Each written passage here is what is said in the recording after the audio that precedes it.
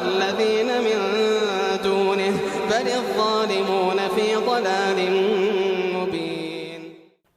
الحمد لله رب العالمين والصلاة والسلام على رسول الله وعلى آله وصحبه أجمعين. أما بعد إخوتي في الله، فما زال حديثنا موصولا في شرح أصول سنة الإمام أحمد رحمه الله تعالى، المعتمد على شرح فضيلة الشيخ سليمان الرحيلي حفظه الله تعالى.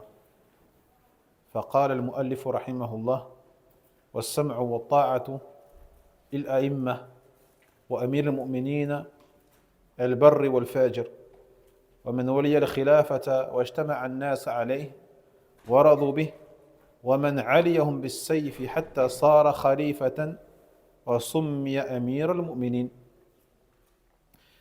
يعني من الأصول التي جاءت بها السنة وأجمع عليها أهل السنة وميزت أهل السنة عن غيرهم وبينت غير أهل السنة.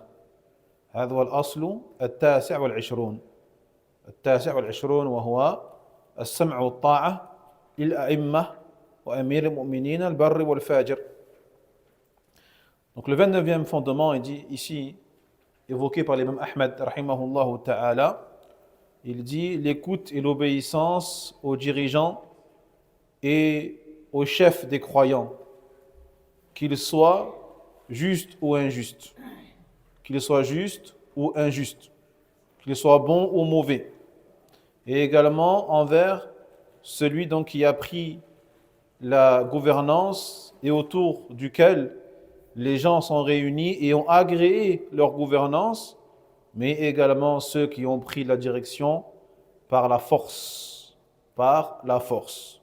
On les appellera par la suite, une fois qu'ils ont pris la gouvernance par la force, eh bien ce seront eux aussi les chefs des croyants. Donc parmi les fondements de la sunna, l'écoute ou l'obéissance aux chefs des croyants et aux gouverneurs. Ce fondement-là fait partie des fondements qui distinguent les gens de la sunna des autres, parmi ceux qui ne sont pas sur la sunna. فأقول وهذا في زماننا أعظم، فإن هذه الأصول من أظهر ما يكشف لك أهل السنة ويكشف لك أهل الأهواء، ألا وهي أصول أداء الحقوق إلى ولي الأمر المسلم.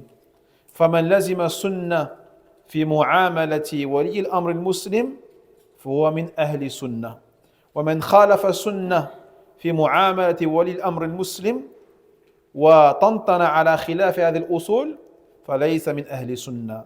Donc, comme il dit le cheikh ici, à notre époque, ce fondement-là, il est encore plus important. Et il fait partie des fondements qui met en évidence l'état d'une personne. Est-ce qu'elle est sur la sunna ou est-ce qu'elle est au contraire sur autre chose que la sunna? Donc celui qui honore les droits de son dirigeant musulman et qui s'attache à la sunna dans son interaction avec le gouverneur musulman, eh bien sache qu'il fait partie des gens de la sunna. Quant à celui qui s'oppose à cela dans son interaction avec les gouverneurs musulmans et qui contredit ce asl, ce fondement-là, eh bien sache qu'il ne fait point partie des gens de la sunna. من هذه الحقوق بل أظهر هذه الحقوق السمع والطاعة للأئمة لولي الأمر المسلم في غير معصية الله عز وجل. Donc, obéir, écouter au gouverneur musulman est une obligation pour le croyant, et ce, bien sûr, en dehors de la désobéissance à Allah tabaraka wa ta'ala. فانتبهوا اخوتي في الله، السمع يعني إلقاء السمع لأمره، إلقاء السمع لأمره والاهتمام بأمره. فبعض الناس ما يسمع أصلا، ما يسمع ولي أمرهم، وبعد السمع الطاعة له تقربا إلى الله جل وعلا في غير معصية الله، وهذا حق على كل مسلم فيما أحب وكره ما لم يؤمر بمعصيته كما قال النبي صلى الله عليه وسلم. Donc prêtez attention mes frères, ici as-sam'u, l'écoute, c'est-à-dire le fait de tendre l'oreille et d'écouter ses commandements, d'écouter ses prescriptions et ses ordres, et d'accorder de l'importance à cela. Car certaines personnes, avant même d'obéir, n'écoutent même pas.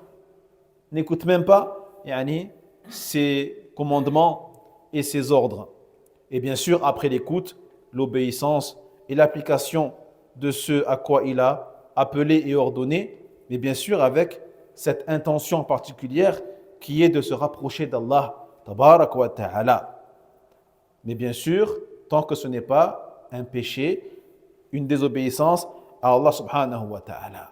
Donc ça, c'est un devoir sur chaque musulman, dans ce que son gouverneur lui a ordonné de faire, que ce soit une chose qu'il aime ou qu'il n'aime pas. Il se doit d'écouter et d'obéir, et encore une fois, tant que ce qu'il lui a ordonné n'est pas une désobéissance à Allah subhanahu wa ta'ala, comme l'a dit le prophète alayhi salatu wassalam. فيدخل في ذلك طاعته لو أمر بواجب شرعي فيكون ذلك تأكيدا وطاعته فيما لو نهى عن محرم شرعا وطاعته في فعل المستحب كذلك. لو أمرك أن تفعل مستحبا من مستحبة العبادات فعليك أن تطيعه. Donc rentre dans l'obéissance au gouverneur lorsque bien sûr il t'ordonne de faire une obligation telle que les 5 prières, telle que l'acquittement de la zakat ou tel que le pèlerinage pour celui qui a les moyens, Siyam Ramadan. Dans ce cas-là, bien sûr, il était fortement, encore plus obligatoire de lui obéir, puisque c'est une obligation à l'égard d'Allah, tabarak wa ta'ala. Et également lorsqu'il t'ordonne de délaisser un interdit, bien sûr, dans ce cas-là, tu es obligé encore plus de lui obéir. S'il t'interdit de consommer de l'alcool, s'il t'interdit la fornication, zina, s'il t'interdit la drogue et autres que cela parmi les interdits, tu es obligé, encore plus de lui obéir. Mais il dit ici, même s'il t'ordonne de faire une chose qui est recommandée, mustahab. Donc une chose qui à la base n'est pas obligatoire. Mathalan, je ne sais pas, siyam al-ithnain wal-khamis. Le gouverneur musulman, il vient et dit, moi j'ordonne à tous les musulmans de jeûner tous les lundis et les jeudis. Tu es obligé de lui obéir. Même si à la base, ce n'était pas une obligation, mais juste une recommandation. واضح؟ وانتبهوا لما أقول وطاعته في ترك المستحب كذلك عليك أن تطيعه. أمرك بأن تترك مستحبا وقال لك لا تصوم الاثنين والخميس، لا تصوم. طيب فعليك أن تطيعه. فلا تصوم الاثنين والخميس لأن ترك المستحب ليس معصية. أما طاعته ففي ترك المكروه وطاعته في فعل المكروه وطاعته في فعل المباح وطاعته في تقييد المباح لأنها كلها ليست معصية. Et pour creuser encore plus, s'il t'ordonne de délaisser une recommandation, il te dit ne jeûne pas le lundi, ne jeûne pas le jeudi, ne jeûne pas 3 jours par mois, les jours de pleine lune, tu dois lui obéir. Parce que le fait de délaisser une recommandation n'est pas un péché. Par contre, ne pas obéir au gouverneur, c'est un péché. Dans ce cas-là. Ou alors il t'ordonne de délaisser quelque chose de détestable. Bien sûr, dans ce cas-là, tu lui obéis. Ou il t'ordonne de faire une chose qui est makrouh, qui est détestable. Dans ce cas-là, est-ce que tu lui obéis? Naam, tu lui obéis. Parce que le fait de faire une chose qui est détestable n'est pas un péché en soi. N'est pas un péché en soi. Mais lui désobéir est un péché dans ce cas-là également.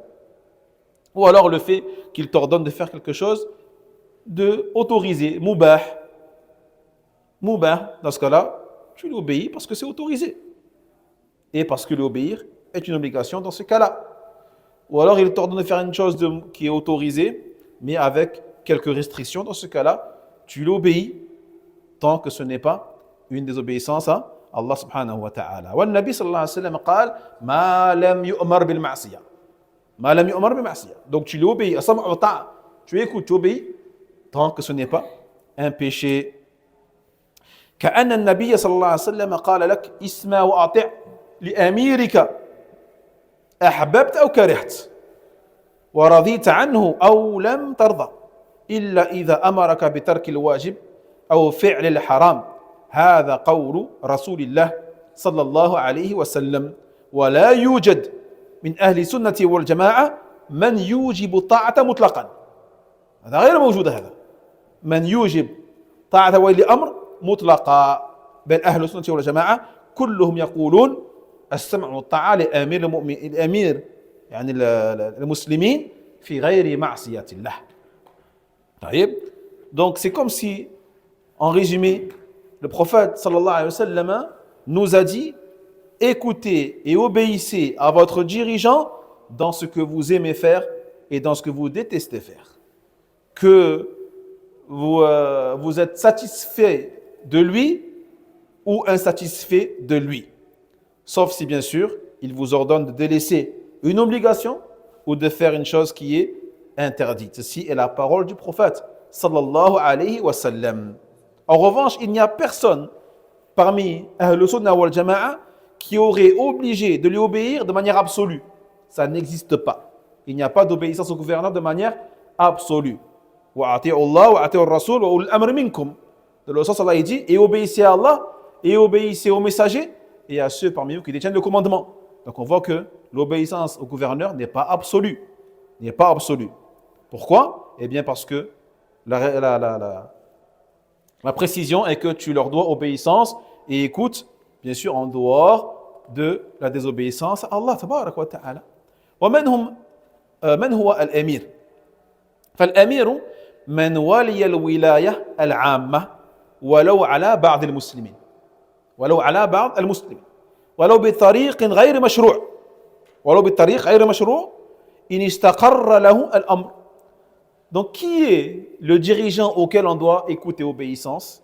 Eh bien, c'est celui qui a accédé à la gouvernance générale. On ne parle pas du dirigeant d'une association, on ne parle pas du dirigeant d'une école, d'une madrasa ou d'un markaz ou d'une mosquée. Là, on parle bien sûr d'un dirigeant d'une gouvernance générale. Que cette gouvernance-là concerne tous les musulmans ou une partie des musulmans, et que son accession à la gouvernance soit quelque chose qui a été prise de manière légale ou illégale.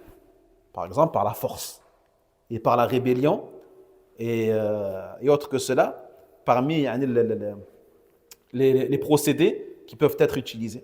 فمن ولي الولاية العامة ولو على بعض المسلمين لأن الأصل والذي كان في صدر الإسلام أن للمسلمين ولي أمر واحد. هذا هو الأصل واحد. ثم تمزقت الرقعة من قديم ثم اليوم صار لكل أتر ولي أمر عام. طيب. Donc il faut savoir qu'à la base les musulmans n'avaient qu'un seul gouverneur, un gouverneur pour tous les musulmans, de partout sur la terre. Puis les choses ont évolué et ont changé. Et aujourd'hui, il y a pour chaque territoire bien précis un gouverneur à qui on doit obéissance.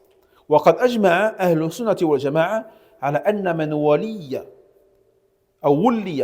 على قطر من أقطار المسلمين الولاية العامة فهو ولي أمر عليهما على الولي الأعظم ولهما للولي الأعظم. Donc comme il dit ici, que ce soit le gouverneur de tous les musulmans ou un gouverneur d'une partie des musulmans dans un territoire prédéfini ou limité, eh bien, il aura les mêmes devoirs que le gouverneur global et les mêmes droits que ce dernier. ولو بطريق غير مشروع كأن خرج بالسيف هذا ممنوع. هذا لا يجوز أن تخرج بالسيف على ولي الأمر. فالواجب على المسلمين أن يقاتلوه في هذه الحالة، لكن لو خرج وانتصر واستقر له الأمر فإن أهل السنة والجماعة يقولون إنه يصير ولي الأمر، يصير مع ذلك ولي الأمر ما دام استقر له الأمر ويسمع ويطاع له في غير معصية الله. Donc on a dit il y a plusieurs procédés, soit un procédé qui est légal, qui lui a donné accès à la gouvernance, ou soit un procédé qui est illégal, comme celui qui est sorti avec l'épée et qui a combattu le gouverneur et qui l'a fait sortir de sa gouvernance de force, par la force. Il dit dans ce cas-là, bien sûr, le gouverneur qui était en place se défend. Et les musulmans doivent le combattre, parce qu'il n'a pas le droit de sortir, comme le font les Khawarij. Mais si malgré tout, arrive, et il a pris le pouvoir de force, et sa gouvernance s'est stabilisée, dans ce cas-là, il devient lui le gouverneur. Et on lui devra obéissance et écoute, comme pour le premier, toujours bien sûr en dehors de la désobéissance à Allah subhanahu wa ta'ala. ولذلك الإمام يقول ومن ولي الخلافة واجتمع الناس عليه رضوا به ومن ظهر عليهم بالسيف حتى صار خليفة وحتى سمي أمير المؤمنين. وهذا الأصل كما قلنا يميز أهل السنة والجماعة ويكشف أهل البدع وأهل الأهواء. Donc pour résumer un peu, il dit, encore une fois, ce fondement-là est un des fondements les plus grands et les plus clairs permettant de distinguer entre Ahlul Sunnah et Ahlul Al-Bida'. قال رحمه الله الغزو ماض مع الإمام إلى يوم القيامة البر والفاجر لا يترك وقسمة الفي وإقامة الحدود إلى إمة ماض ليس لأحد يطعن عليهم ولا ينازعهم ودفع الصدقات إليهم جائزة نافذة من دفعها إليهم أجزأت عنه برا كان أو فاجرا وصلاة الجمعة خلفه وخلف من ولاه جائزة باقية تامة ركعتين من أعادهما فهو مبتدع تارك للآثار مخالف لسنة ليس له من فضل الجمعة الشيء إذا لم يرى الصلاة خلف الأئمة من كانوا برهم أو فاجرهم فسنة بأن يصلي معهم ركعتين ويدين بأنها تامة لا يكون في صدرك من ذلك شيء. Puis il dit ici, le 30e fondement, il dit le fait de sortir, de lutter avec le gouverneur, cela est valable et légiféré jusqu'au jour de la résurrection.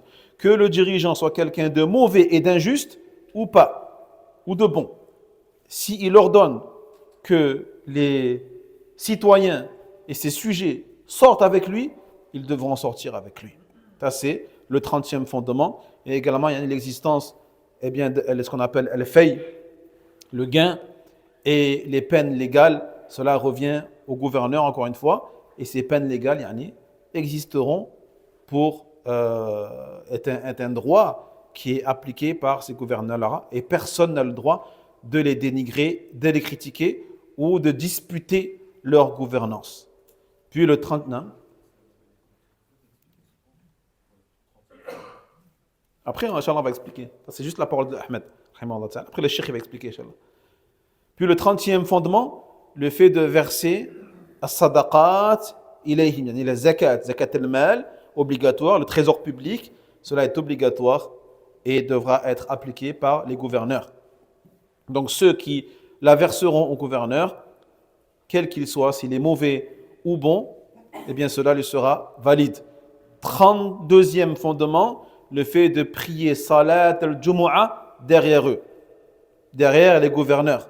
Ceci est une chose qui est autorisée et qui restera autorisée jusqu'à la fin des temps, de 2 unités.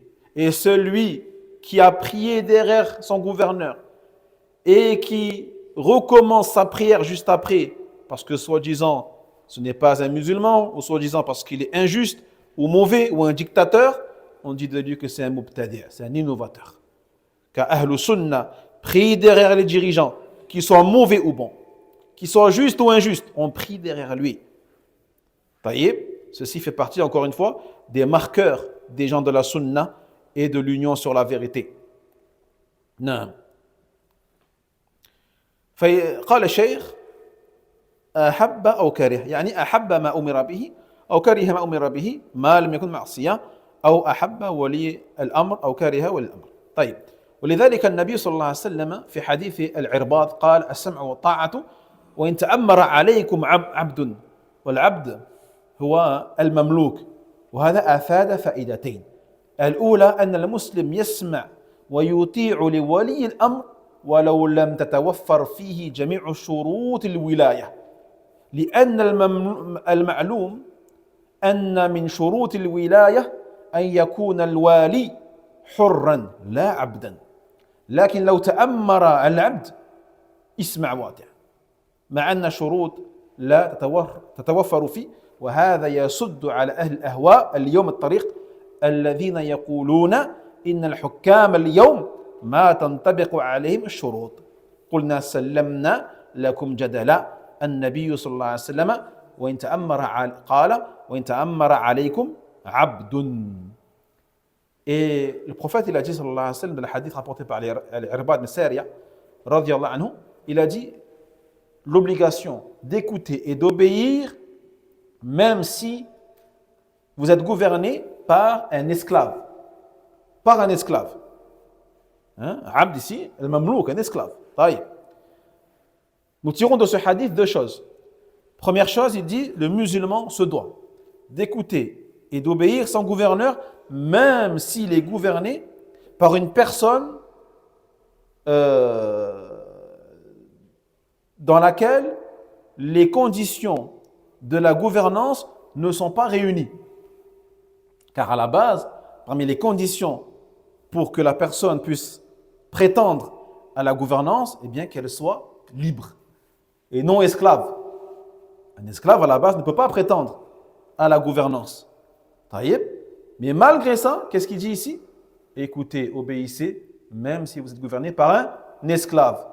Ça nous indique une chose, que même si les conditions de la gouvernance ne sont pas réunies, mais qui malgré ça a réussi à accéder à la gouvernance et dont la gouvernance a été stable, s'est stabilisée, tu es obligé de l'obéir et de l'écouter. Et cela réfute ceux qui disent aujourd'hui, surtout, pour prétendre qu'on n'obéit pas au gouverneur, aux dirigeants musulmans, que ce soit en Algérie, au Maroc, en Tunisie ou autre, ils te disent mais ce gouverneur, il n'a pas rempli toutes les conditions de la gouvernance. Il lui manque des conditions qui sont ceci et cela. Et là, on leur répond, non, le prophète il a dit, écoutez, obéissez, même si on est gouverné par un esclave. Il est connu que l'une des conditions de la wilaya, c'est la liberté, et non l'état d'esclave.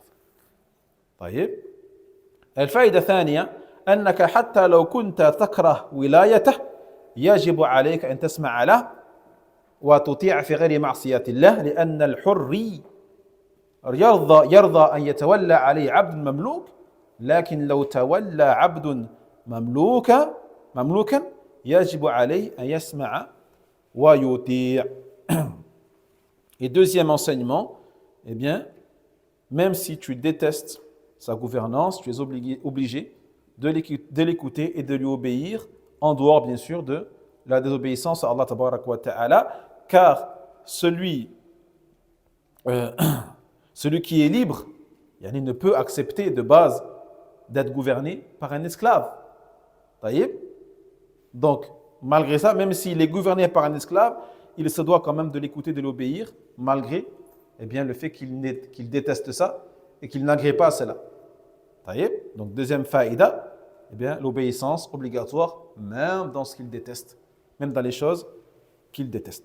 ثم بين الشيخ أن أهل السنة والجماعة لا يفتاتون على ولي الأمر في حقوقه بل يؤدون إليه حقوقه ومن ذلك أنهم يرون أن الجهاد ماض مع الأمراء إلى يوم القيامة مع برهم وفاجرهم والجهاد منوط بولي الأمر ويكون تحت رايته وقسمة الفي حق له. Donc ici, il dit que Ahl Sunnah ne disputent pas et ne querellent pas les droits du gouverneur. Au contraire, ils honorent tous ses droits. Et parmi ces droits, s'il leur donne de sortir sur le sentier d'Allah tabarak wa ta'ala, les gens devront sortir avec lui sous le sentier d'Allah tabarak wa ta'ala, qu'il soit juste ou injuste, mais qu'ils sortent sous le même drapeau et sous un gouverneur légal. Alhamdulillah. Et également le fait qui est le butin. وإقامة الحدود إلى الأئمة ماضٍ ليس لأحد أن يقيم الحد إلا تحت راية ولي الأمر المسلم فلا يقيم الحد إلا ولي الأمر المسلم أو من فوضه ولي الأمر المسلم حتى قال فقهاء لا يقيم الإنسان حد على نفسه. مثلا لو أن بكرا زنى وحده أن يجلد 100 جلدة 100 جلدة وما فيه إقامة حد مثلا أو ما أخبر ودخل الغرفة وجلد نفسه 100 جلدة أي جلد نفسه 100 جلدة ليس له ذلك لا يجوز ذلك ولا ينفعه ذلك شيئا إنما إقامة الحد لولي الأمر أو من فوضه ولي الأمر ولم يستثنى من ذلك إلا إقامة السيد الحد على مملوكه في حد خاص وليس لأحد أن يطعن على ولاة الأمر بأي مطعن في هذه الحقوق. L'accomplissement des peines légales revient au gouverneur également. Et cela est toujours valable jusqu'à nos jours. Et personne ne peut contester cela et ne peut disputer cela au gouverneur ou ne peut appliquer cela si ce n'est sous la décision et la parole du gouverneur. Personne ne peut le faire sous sa propre décision. Mais cela revient toujours au gouverneur ou à celui à qui le gouverneur a délégué cela. Jusqu'à ce que le fuqaha dise quoi? Ils disent lorsque la personne a commis quelque chose qui mérite, par exemple, la flagellation, 100 coups de fouet, مثلا, le zina, celui qui a commis zina en n'étant jamais marié. Sa peine légale, c'est le gouverneur le décide, et s'il en est informé, eh bien c'est la flagellation d'une centaine de coups de fouet. Mais si le gouverneur n'est pas au courant, et que cela n'arrive pas aux oreilles du gouverneur, et que la personne qui a fait cet acte-là décide elle-même de se fouetter. Elle rentre chez elle, dans sa chambre, elle s'enferme, elle prend le fouet, elle se fouette elle-même pendant 100 fois. Est-ce qu'elle a le droit? Elle n'a pas le droit. Elle n'a pas le droit de faire cela. Car cela revient au gouverneur, pas à lui. Même s'il le fait sur lui-même. Subhanallah. Que dire alors de ceux qui le font sur les autres? Que dire alors de ceux qui l'appliquent sur autrui? Et même auprès d'Allah tabarak wa ta'ala, son péché ne sera pas expié pour autant. Même s'il se fouette 200, 300 fois, son péché ne sera pas expié. Tant que ce n'est pas le gouverneur qui aura décidé de l'appliquer sur lui. Donc sa seule solution, c'est quoi? C'est de faire tawbah. Demander pardon à Allah tabarak wa ta'ala et se repentir sincèrement. Jahid? Non. Et personne donc ne peut disputer cela, ce droit-là, au gouverneur. كذلك من حقهم دفع الزكوات إليهم فإذا طلبوه فإنها تدفع إليهم وتبرأ ذمة. Et également parmi les droits des gouverneurs, s'ils te demandent de verser un impôt, notamment zakat al-mal, tu es obligé de verser cet impôt-là. طيب. ومن حقهم أن تصلى الجمعة خلفهم سواء كانوا أبرارا أو فجارا سواء كانوا على سنة أو على بدعة ما لم يكفروا. Et parmi les droits également, eh bien que l'on prie al-Jumu'ah derrière eux. Que ce soit des dictateurs, des tyrans, des justes, des injustes, des bons, des mauvais. Que ce soit un sunni ou quelqu'un qui est dans l'innovation, qui commet des innovateurs ou parmi les innovateurs. Tant que bien sûr qu'il n'a pas commis une innovation ou un acte de kufr qui le ferait sortir de l'islam. C'est autre chose.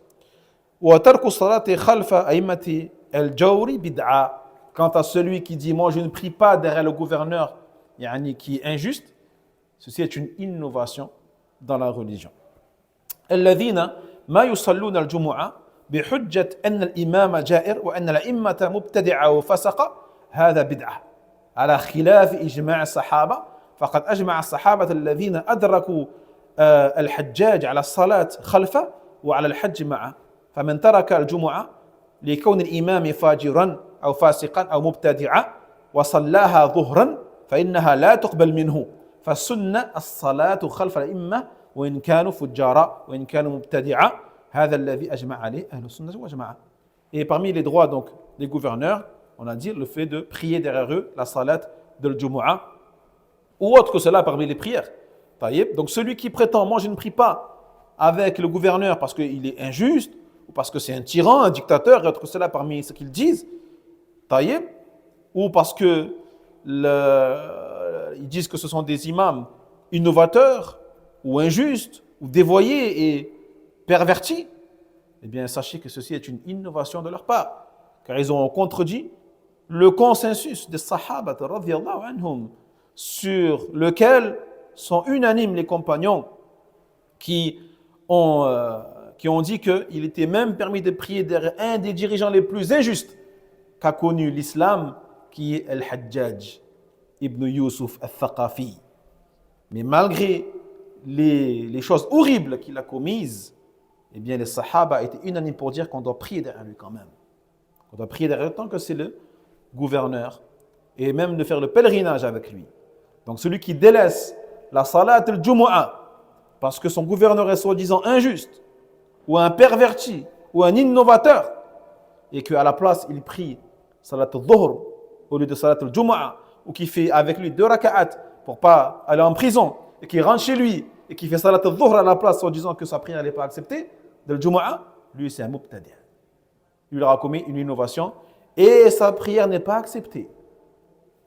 Il dit, cher, sa prière n'est pas acceptée. Donc la sunna, eh bien le fait de prier derrière les gouverneurs, qu'ils soient bons ou mauvais, qu'ils soient justes ou injustes, et même s'ils sont des innovateurs, ceci à l'unanimité des gens de la sunna et de l'union sur la vérité. Qala rahimahullah, wa man kharaja ala imam min a'immat al-muslimin wa qad kana an-nas ijtama'u alayhi wa aqarru bil khilafa bi ayyi wajhin kana bir ridha aw bil ghalaba فشق هذا الخارج عصى المسلمين وخالف الآثار عن رسول الله صلى الله عليه وسلم فإن مات يعني هذا الخارج عليه مات ميتة جاهلية. Il dit par la suite le fondement numéro 33. Celui qui sort contre un gouverneur parmi les gouverneurs musulmans alors que les gens étaient réunis autour de lui et alors que sa gouvernance a été stable et légalisée, quel que soit le moyen par lequel il est sorti contre lui, que ce soit la force ou autre, eh bien, sachez qu'il se sera écarté du groupe des musulmans et aura contredit la voix du messager d'Allah sallallahu alayhi wa sallam. Et s'il meurt comme ça, s'il meurt en étant rebelle et révolté et sorti contre lui, il mourra d'une mort de l'ère pré-islamique, d'un état qui ressemble à un état de celui qui est mort avant l'islam. Wal-'iyadhu billah. جيد. فمن خرج على إمام مسلمين الذي ثبتت له الولاية فإن الواجب أن يقاتل. يجب أن يقاتل. فإذا مات هذا الخارج خارجا لم يتب فإنه يموت ميتة جاهلية. Donc on doit le combattre. Celui qui sort, il se rebelle contre le gouverneur, bien sûr on a dit, bisayf ou autre, il est combattu. Et le gouverneur légal le combat, se défend. Et les gens se défendent et le combattent. Mais si malgré tout ça, il arrive à accéder au pouvoir, eh bien on a dit on doit l'obéissance. Mais s'il meurt avant d'y accéder, dans sa confrontation avec le gouverneur en place, dans ce cas-là, il sera mort d'une mort qui ressemble à celle des gens de la Jahiliya, des gens avant l'islam, qui se combattaient, qui se tuaient les uns les autres pour accéder au pouvoir par la force. فمن فرق الجماعة إنما تقوم بالإمام مقدار شبر فمات فإنه يموت ميتة جاهلية ويكون قد خلع ربقة الإسلام من عنقه. طيب نعم.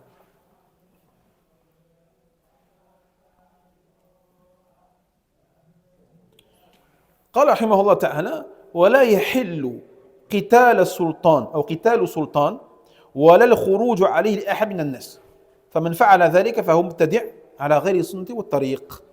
34e fondement, l'interdiction de combattre le dirigeant et de sortir contre lui. Et celui qui fait cela est un innovateur qui n'est pas sur la voie de la sunna. فأجمع أهل السنة والجماعة على أنه لا يحل الخروج على السلطان حتى لو كان الخارج يرى أنه أحق بالولاية.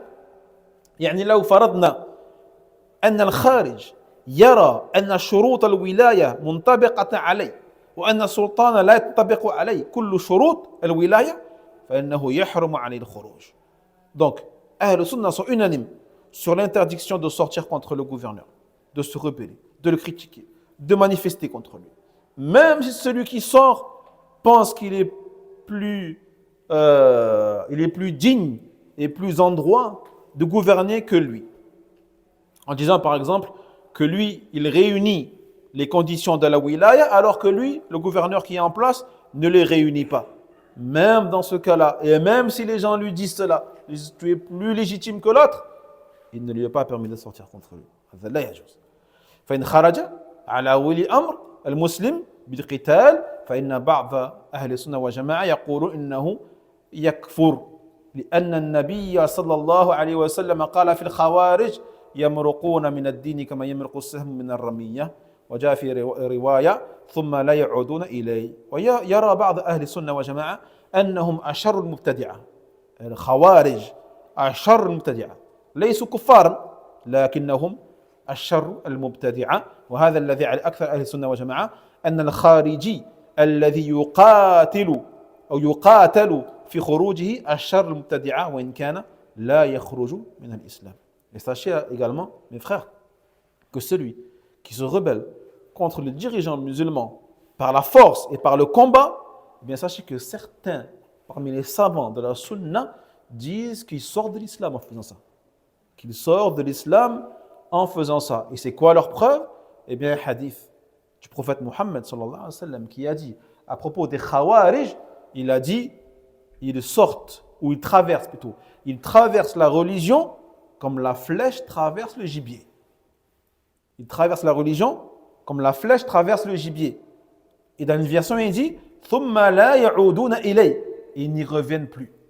Donc la flèche qui rentre dans le gibier, qui sort, qui ne revient plus dedans. Donc ils rentrent dans la religion, ils en sortent aussi rapidement aussitôt. Mais certains savants disent non. Ils disent malgré ça, ce sont des musulmans, mais ce sont les pires innovateurs qui soient. Les pires innovateurs, ce sont al-Khawarij. Mais ils ne sortent pas de l'islam. قال رحمه الله وقتال اللصوص والخوارج جائز إذا عرضوا للرجل في نفسه وماله فله أن يقاتل عن نفسه وماله ويدفع عنها بكل ما يقدر وليس له إذا فارقوه أو تركوه أن يطلبهم ولا يتبع آثارهم ليس لأحد إلا الإمام أو ولاة المسلمين إنما له أن يدفع عن نفسه في مقامه ذلك وينوي وبجهده أن لا يقتل أحدا فإن مات على يدي في دفعه عن نفسه في المعركة فأبعد الله المقتول وإن قتل هذا في تلك الحال وهو يدفع عن نفسه وماله رجوت له الشهادة كما جاء في الأحاديث وجميع الآثار في هذا إنه أمر بقتاله ولم يؤمر بقتله ولا اتباعه ولا يجهز عليه إن صرع أو كان جريحا وإن أخذه أسيرا فليس له أن يقتله ولا يقيم عليه الحد ولكن يرفع أمره إلى من ولاه الله فحكم فيه. 35e fondement, le fait de combattre les voleurs, les brigands et les khawarij est une chose qui est autorisée. Si ces gens-là veulent te faire du mal physiquement ou veulent prendre ton argent et tes biens. Dans ce cas-là, on les combattra pour défendre notre vie et pour défendre nos biens. On a le droit de se défendre selon nos capacités. Par contre, si en se défendant, ce voleur ou ce khariji s'enfuit, tu n'as pas le droit de le poursuivre. Tu n'as pas le droit de le poursuivre. Et tu n'as pas le droit de suivre ses traces afin de le retrouver. Car cela n'appartient qu'au gouverneur de faire cela. Donc si il part, tu vas voir le gouverneur et tu déposes une plainte afin qu'il fasse le nécessaire pour le retrouver. Mais ce n'est pas à toi de le faire. Toi, ton seul droit, eh bien, c'est sur le moment de te défendre. S'il veut te tuer, t'agresser ou prendre de tes biens. Inch'Allah ta'ala. Parce qu'on n'a pas... On va essayer de finir avant l'Aïcha, Inch'Allah, mais ça va être compliqué. Voyez. Donc, cela appartient au gouverneur musulman, walhamdulillah. Jaïd. Et lorsque tu te défends, il dit ici, Ahmed, rahimahullah ta'ala, il faut que tu mettes l'intention de ne pas le tuer. Ce n'est pas une défense dans le but de le tuer, mais c'est une défense dans le but de l'empêcher de te tuer, pas de le tuer. Tu ne dois pas avoir l'intention de le tuer, mais juste de te défendre selon tes capacités. Et si malgré ça, il meurt entre tes mains, et tu l'as tué, eh bien sache que, walhamdulillah, Allah tabarak wa ta'ala, eh bien t'a éloigné cet homme-là ou cet agresseur. Cet agresseur-là. Et si c'est la personne qui se défend qui est tuée, eh bien on pourra espérer pour elle le martyr. Le martyr lors de cet acte-là qui est le fait de se défendre. Comme cela a été rapporté dans les hadiths et les athars. Jaïd. Mais ce qu'il nous est prescrit de faire, c'est seulement de le combattre, sans avoir l'intention de le tuer, Jaïd, mais de ne pas le suivre. Ou alors s'il est blessé, par exemple, tu te défends, tu l'as blessé, ou alors il a perdu connaissance, tu n'as pas le droit de l'achever. D'accord? Tu n'as pas le droit de l'achever. Mais encore une fois, tu dois faire appel au gouverneur qui donc qui fera le nécessaire par la suite. Et si tu le fais prisonnier, c'est pareil. Tu n'as pas le droit de le tuer ou d'appliquer la peine légale sur lui. Car même la peine légale, bien sûr, c'est le gouverneur, c'est le droit du gouverneur. فانتبهوا عندنا هنا أمران لسنة والجماعة. الأول دفع الصائل. فإن صال لص أو لص على مسلم أو جاء خارجي إلى مسلم ليقتله أو ليأخذ ماله فإنه إن استطاع أن يدفعه بغير قتل لزمه ذلك وإن لم يستطع دفع شره إلا بقتله فإنه يحل له أن يقتله. D'accord? Donc la première chose ici par rapport à cette mas'ala, eh bien le fait de repousser le voleur. Donc si un voleur vient à toi pour prendre de tes biens ou pour te tuer, eh bien, et que tu es capable de le repousser sans le tuer, tu dois le faire sans le tuer. Mais si malgré ça tu le tues, eh bien sûr, tu n'auras rien à te reprocher. Tu n'auras rien à te reprocher. إذا دفعته أو دفعته فلم يندفع فإن لك أن تقتله. لكن لو أنه اندفع وفارقك فليس لك أن تتبعه وليس لك أن تأخذ شيئا مما معه. Donc si, malgré tes efforts pour ne pas le tuer, il ne fait pas demi-tour, il n'arrête pas, il essaye encore et encore et que tu n'as pour seule solution que de le tuer, dans ce cas-là, tu as le droit.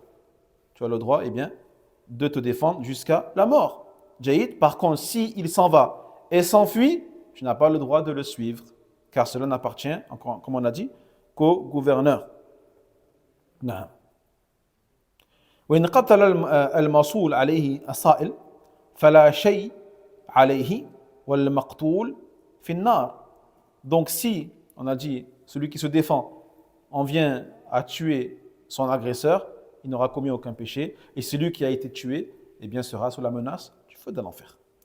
وإن قتل الصائل المصول عليه فهو شهيد كما ثبت ذلك عن رسول الله صلى الله عليه وسلم في الصحيح. Par contre, celui qui se défend, mais qui se fait tuer par son agresseur, eh bien, on espérera pour lui que c'est un martyr, bi'idhnillah azza wa jal, comme l'a affirmé le prophète sallallahu alayhi wa sallam dans As-Sahih. والأمر الثاني قتال الخوارج. القتال تحت راية ولي الأمر وهذا مشروع.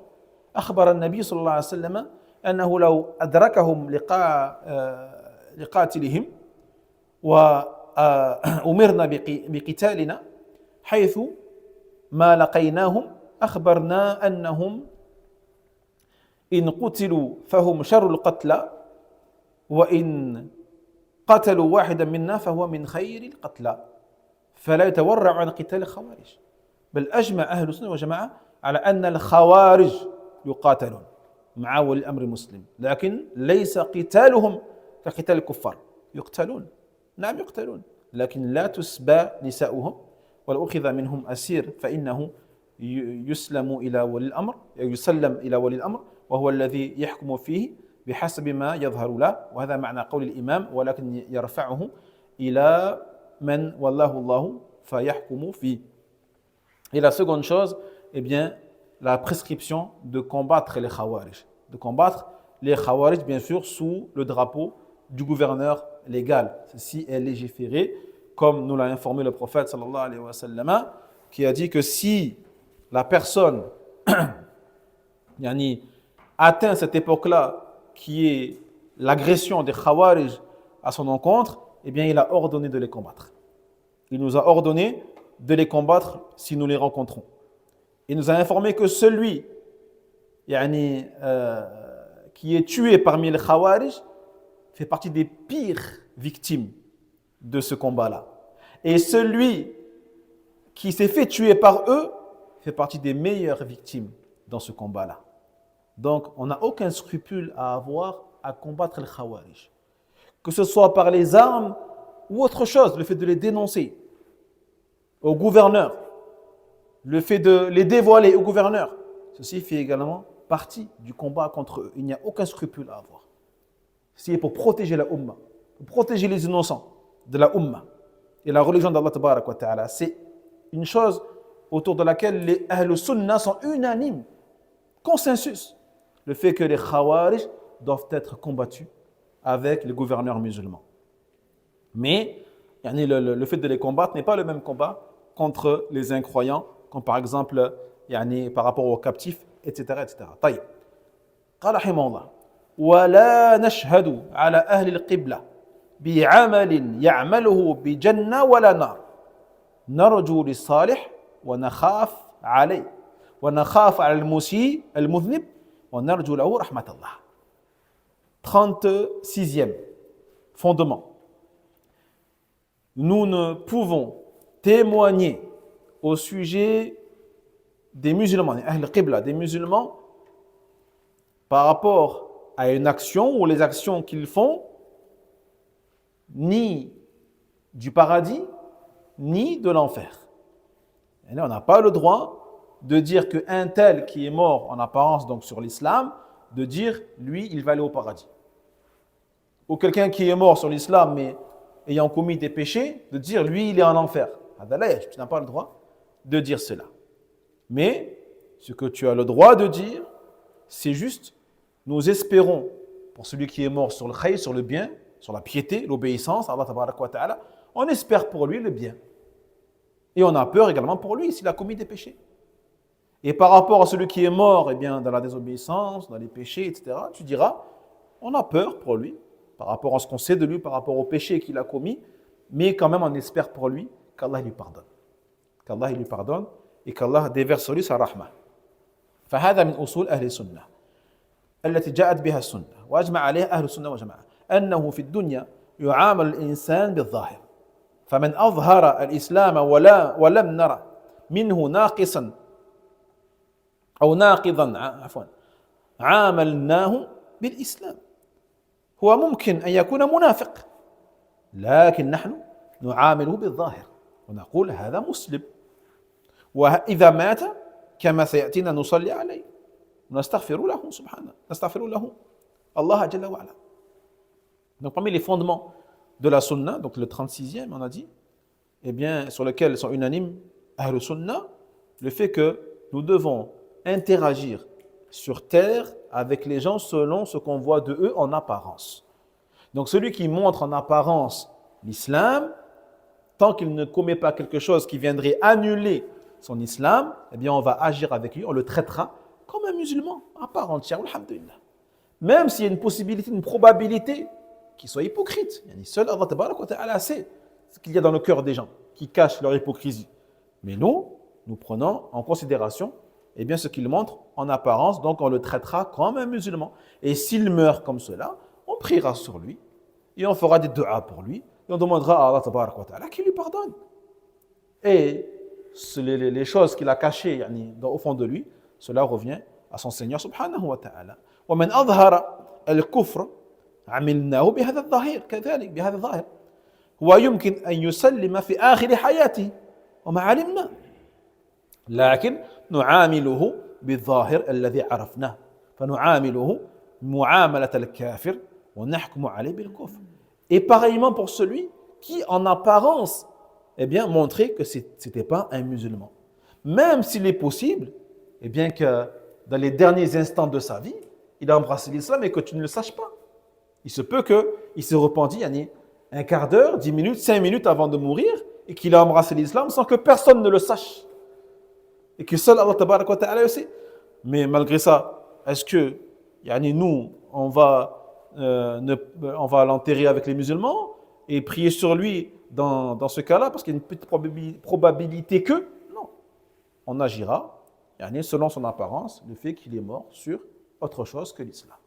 D'accord? Donc on ne priera pas sur lui et on ne fera pas d'invocation pour lui.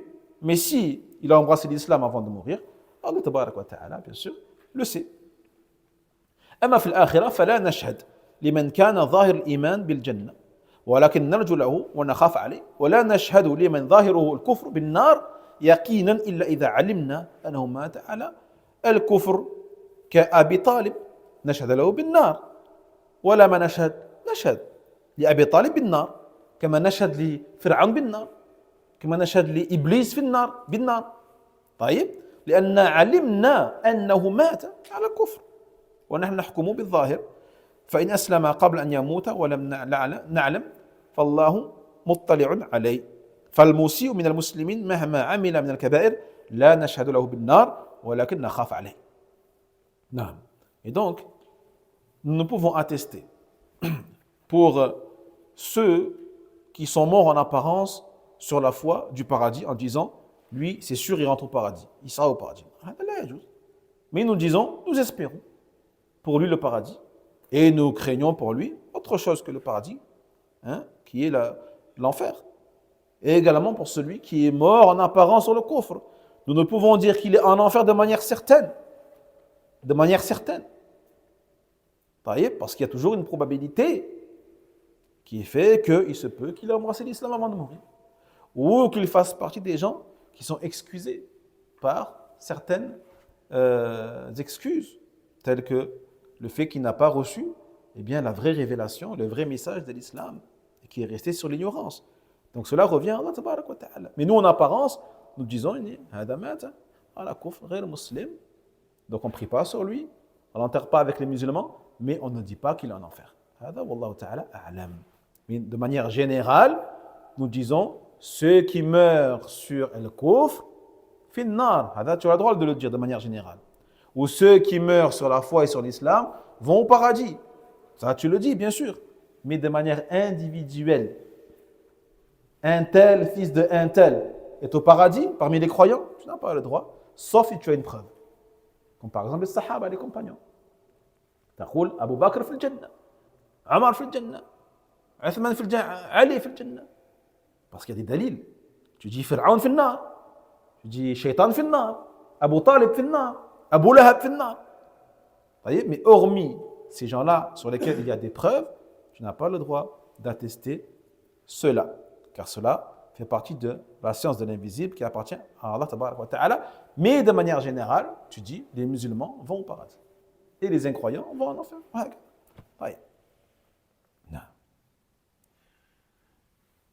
فهنا دقيقة شيء دقيق فأجمع أهل السنة وجماعة على أنه ليس كل أهل الكبائر من الموحدين يدخلون النار وليس كل أهل الكبائر من الموحدين يدخلون النار بل منهم من لا يدخل النار إما بعفو الله بدون سبب وإما بشفاعة النبي صلى الله عليه وسلم وشفاعة الشافعين يدخل الجنة ابتداء. Donc également le fait de croire que les gens parmi les musulmans qui sont morts sur des péchés capitaux, des péchés très graves, des péchés majeurs, eh bien nous croyons qu'ils ne vont pas forcément tous entrer en enfer. Donc il se peut que parmi eux, et on sait que parmi eux, eh bien rentreront en enfer, certes, mais certains parmi eux ne rentreront jamais en enfer.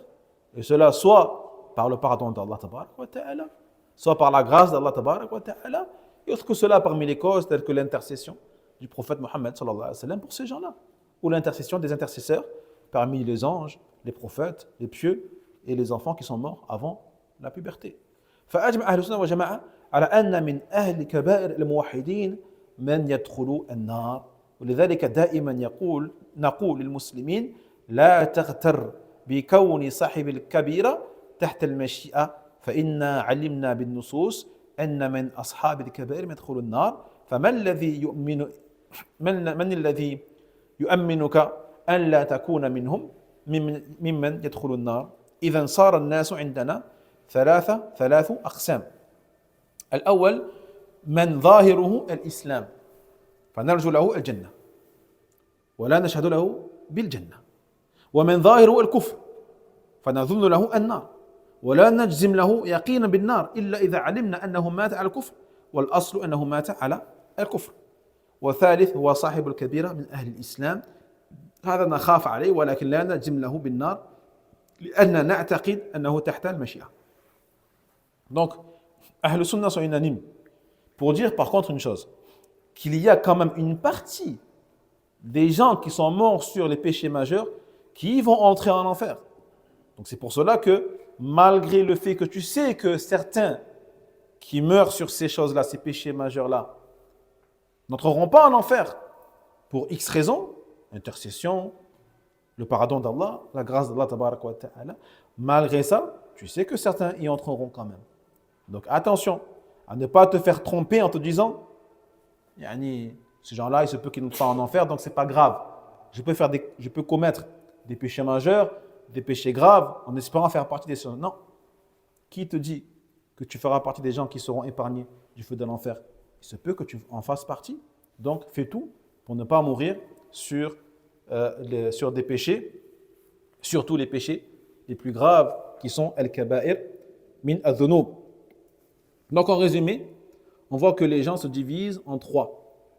Il y a ceux dont l'apparence est l'islam. Donc ceux qui en apparence sont morts sur l'islam. Donc ceux-là, qu'est-ce qu'on dit à leur propos? Après leur mort, on dit, on espère pour eux le paradis. Mais on n'atteste pas pour eux le paradis. Mais on espère. D'accord? Faites bien la différence entre l'espoir et le témoignage, l'attestation. On n'atteste personne, pour personne. Sauf s'il y a une preuve.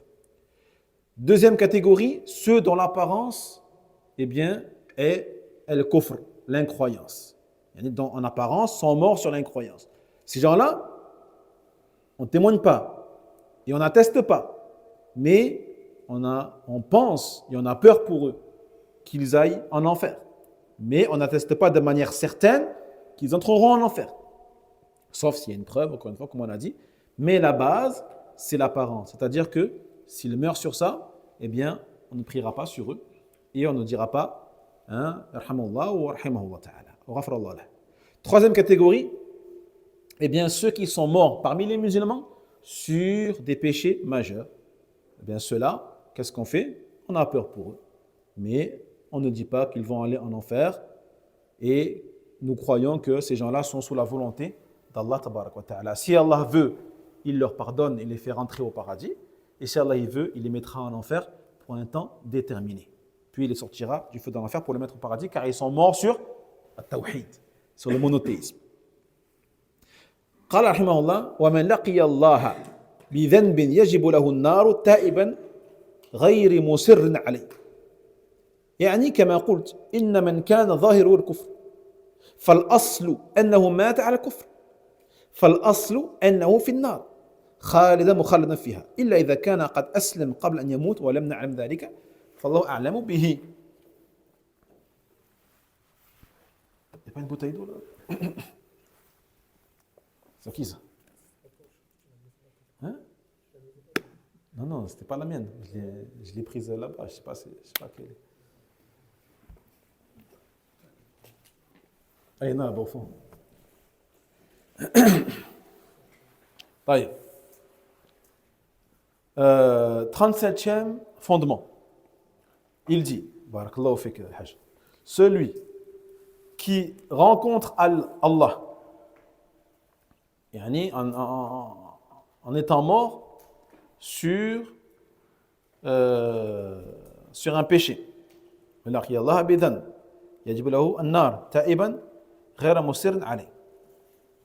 D'accord? Donc celui qui est mort en apparence sur le kufr, la base est qu'il est mort sur le kufr. Dans le sens où, encore une fois, on ne prie pas sur lui. On ne fait pas de dua pour lui. On ne peut plus rien faire. On ne le lave pas, on ne peut plus rien faire. Voyez? Donc la base, c'est qu'on dit que ceux qui sont morts dans le coffre sont en enfer. Mais on ne témoigne pas pour lui de l'enfer. On n'atteste pas en disant lui il est en enfer.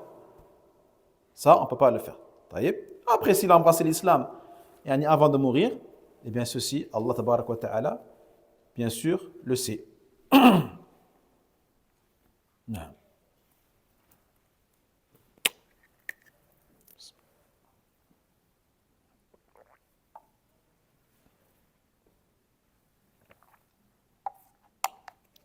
Puis il dit من لقي الله بذنب يجب له النار تائبا غير مصر عليه فإن الله يتوب عليه ويقبل التوبة عن عباده ويعفو عن السيئات.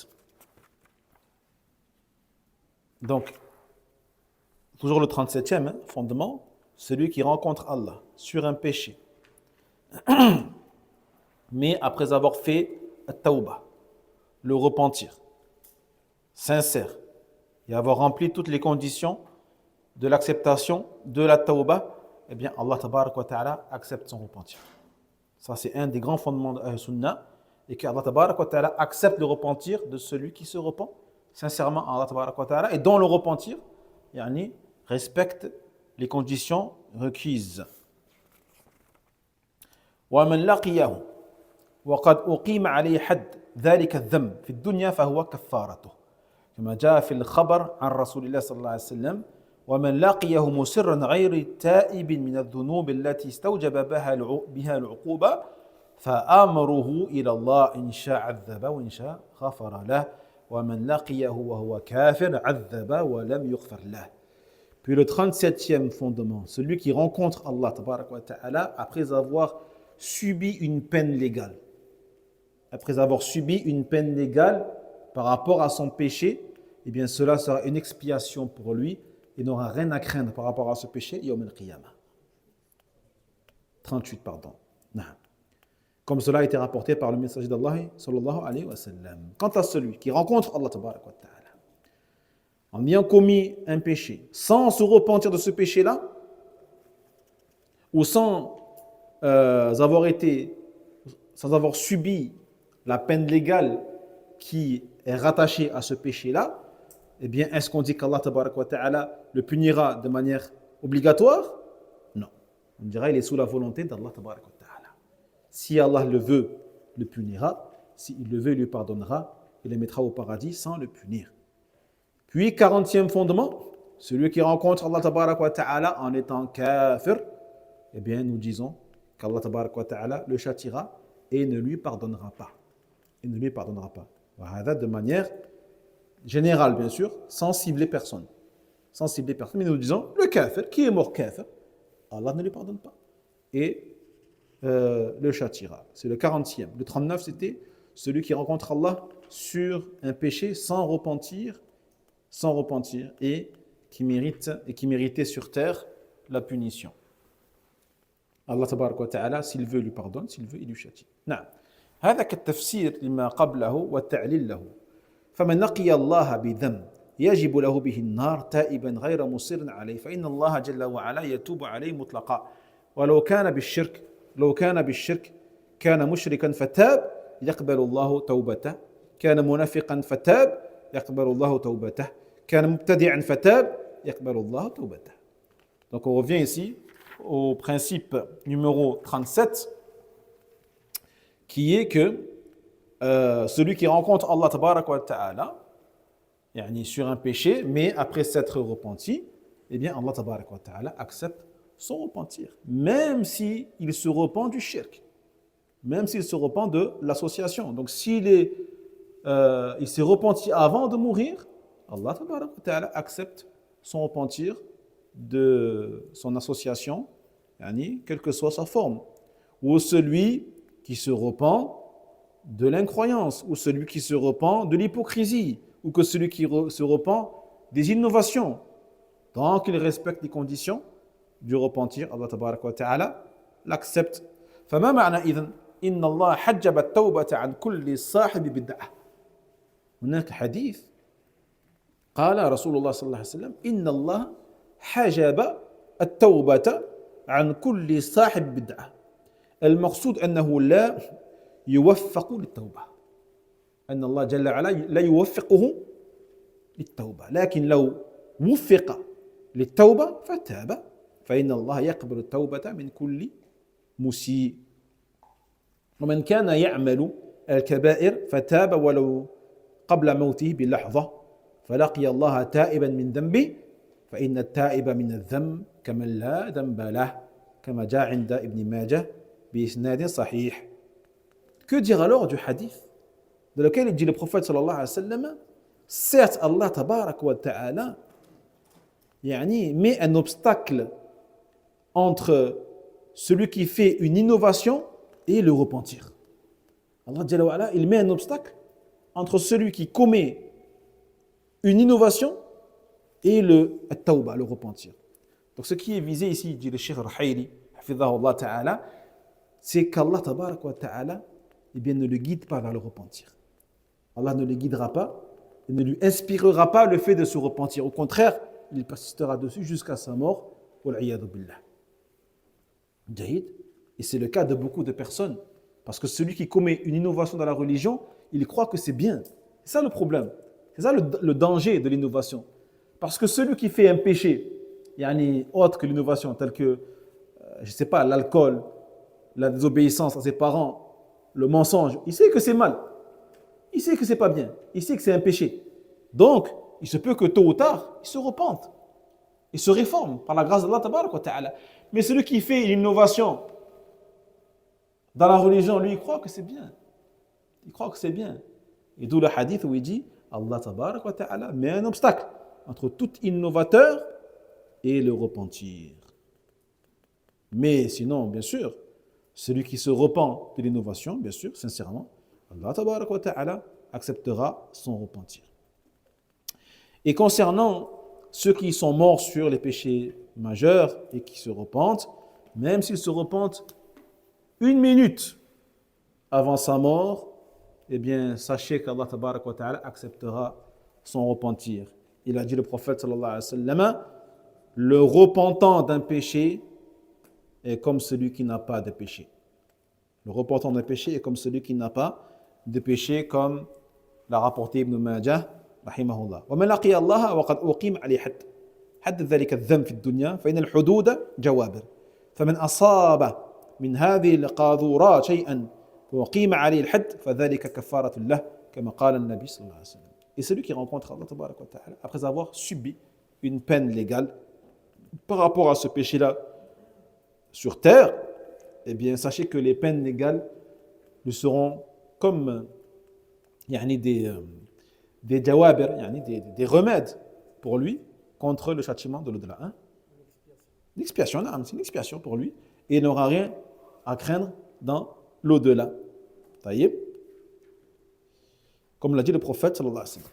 ومن لقي الله مصرا على ذنبه غير تائب وهو من الموحدين فإن أمره إلى الله إن شاء عذب وإن شاء غفر له فقد يغفر له بلا سبب وقد يغفر له بالسبب شفاعة الشافعين لكن كما قلنا مما نقطع به أن بعض أهل الكبائر لن يعفو الله عنهم بل سيدخلون النار لكن منهم من يخرج منها سريعا ومنهم من يبقى حتى يمحص من ذنبه ومن لقي الله كافرا سواء كان يظهر الإسلام ويبطن الكفر أو يظهر الكفر ولقي الله بكفره فإن الله يعذبه ولا يغفر له أبدا بل هو خالد مخلد في النار والعياذ بالله. Celui qui rencontre Allah tabarak wa ta'ala sur un péché sans se repentir, mais qui fait partie des monothéistes, des croyants, eh bien son affaire revient à Allah tabarak wa ta'ala. Si Allah il veut, il le châtie, et s'il veut, il le pardonne, et s'il veut, il lui pardonne sans même une cause particulière telle que l'intercession et autre que cela, mais il se peut qu'il lui pardonne simplement de par sa grâce et sa grande clémence. Et autre que cela parmi les causes également, telles que l'intercession des intercesseurs. Mais nous disons que on ne peut garantir à personne qu'Allah tabarak wa ta'ala pardonnera à ces gens-là de manière sûre. Car on sait qu'il se peut, et de manière certaine même, qu'il y a des gens parmi les croyants qui entreront en enfer. Mais certains en seront sortis rapidement, après un court une courte période en enfer, et d'autres resteront plus longtemps, jusqu'à ce qu'ils deviennent, on a dit tout à l'heure, du charbon, comme du charbon. Et celui qui rencontre Allah tabaraka wa ta'ala en étant incroyant, que ce soit un mécréant, incroyant, que ce soit ceux qui ont montré l'islam alors qu'ils cachaient le koufr, ou ceux qui ont montré le koufr de manière ostensible, eh bien on dit qu'Allah tabaraka wa ta'ala les châtiera et ne leur pardonnera pas et seront en enfer pour l'éternité, qu'Allah nous en préserve. Combien de temps il reste? Moins de 20 minutes. Hein? C'est chaud là. Pas du miel quelque part. Un sel ou là? Où le frère? Du miel toujours? Ça n'a pas ramené la idée.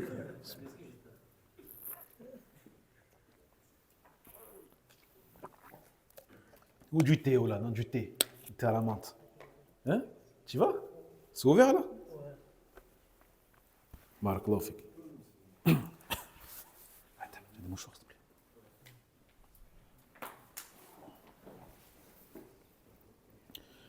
ثم قال رحمه الله بارك الله فيك سيبوني فيك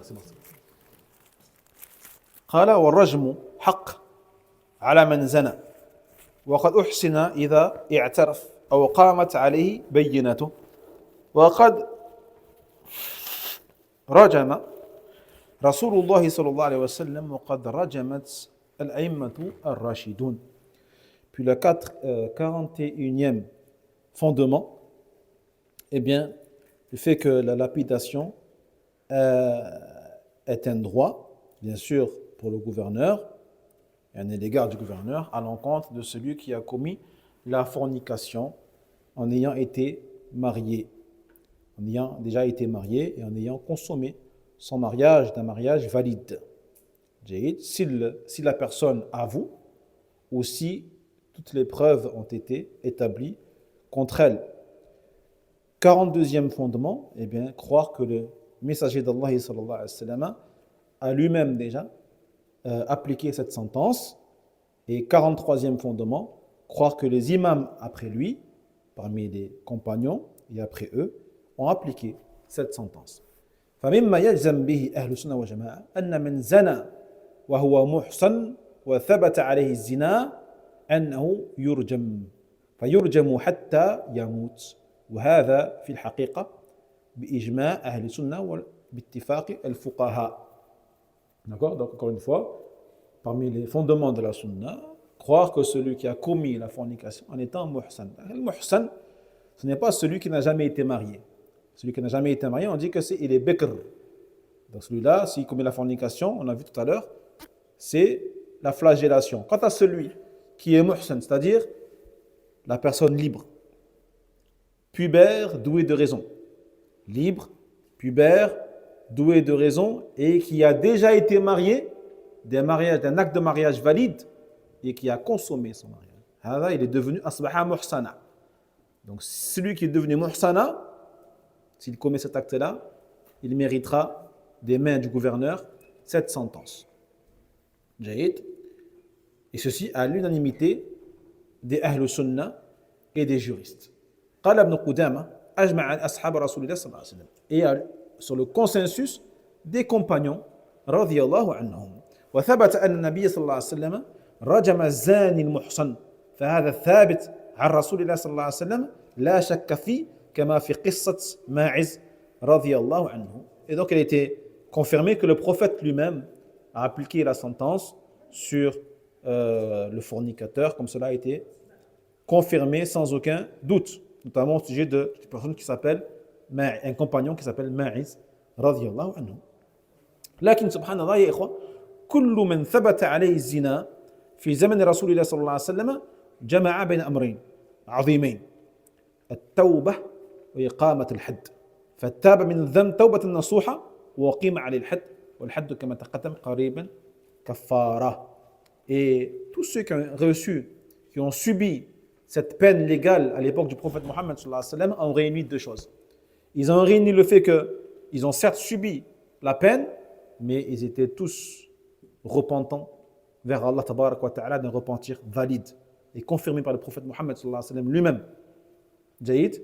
Donc on comprend par là que c'est une expiation pour eux, Yawm al-Qiyamah, et ils n'en subiront aucune conséquence dans l'au-delà. قال رحمه الله من انتقص أحدا من أصحاب رسول الله صلى الله عليه وسلم أو أبغضه بحدث منه أو ذكر مساويه كان مبتدعا حتى يترحم عليهم جميعا ويكون قلبه لهم سليما. 44e fondement, celui qui manque de respect ou qui dénigre un des compagnons du messager d'Allah sallallahu alayhi wa sallam, ou qui les déteste, ou qui déteste un des compagnons, radiyallahu anhum, à cause d'un incident qui s'est produit à leur époque, ou alors en les critiquant et en mentionnant leurs défauts, eh bien ce dernier est un innovateur et restera un innovateur tant qu'il ne dira pas et qu'il n'invoquera pas pour les compagnons la rahma et l'agrément d'Allah tabarak wa ta'ala. Qu'il ne dira pas radiyallahu anhum wa rahimahumullahu ta'ala, et tant que son cœur ne sera pas saint et pur à l'égard des compagnons du prophète Muhammad sallallahu alayhi wa sallam. Barakallahu fik. Hein? Il vient du Maroc. Voilà, Tanja ou là? Je crois.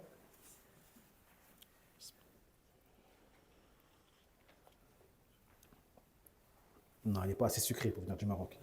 Il vient de Liège, lui. فمن أصول أهل السنة والجماعة سلامة قلوبهم لصحابة رسول الله صلى الله عليه وسلم واعتقاد فضلهم جميعا كما تقدم معنا وأن أقلهم فضلا أقل الصحابة فضلا وأفضل من غيرهم من المسلمين مهما كان غيرهم من جهة عبادته وصلاحه ونحو ذلك.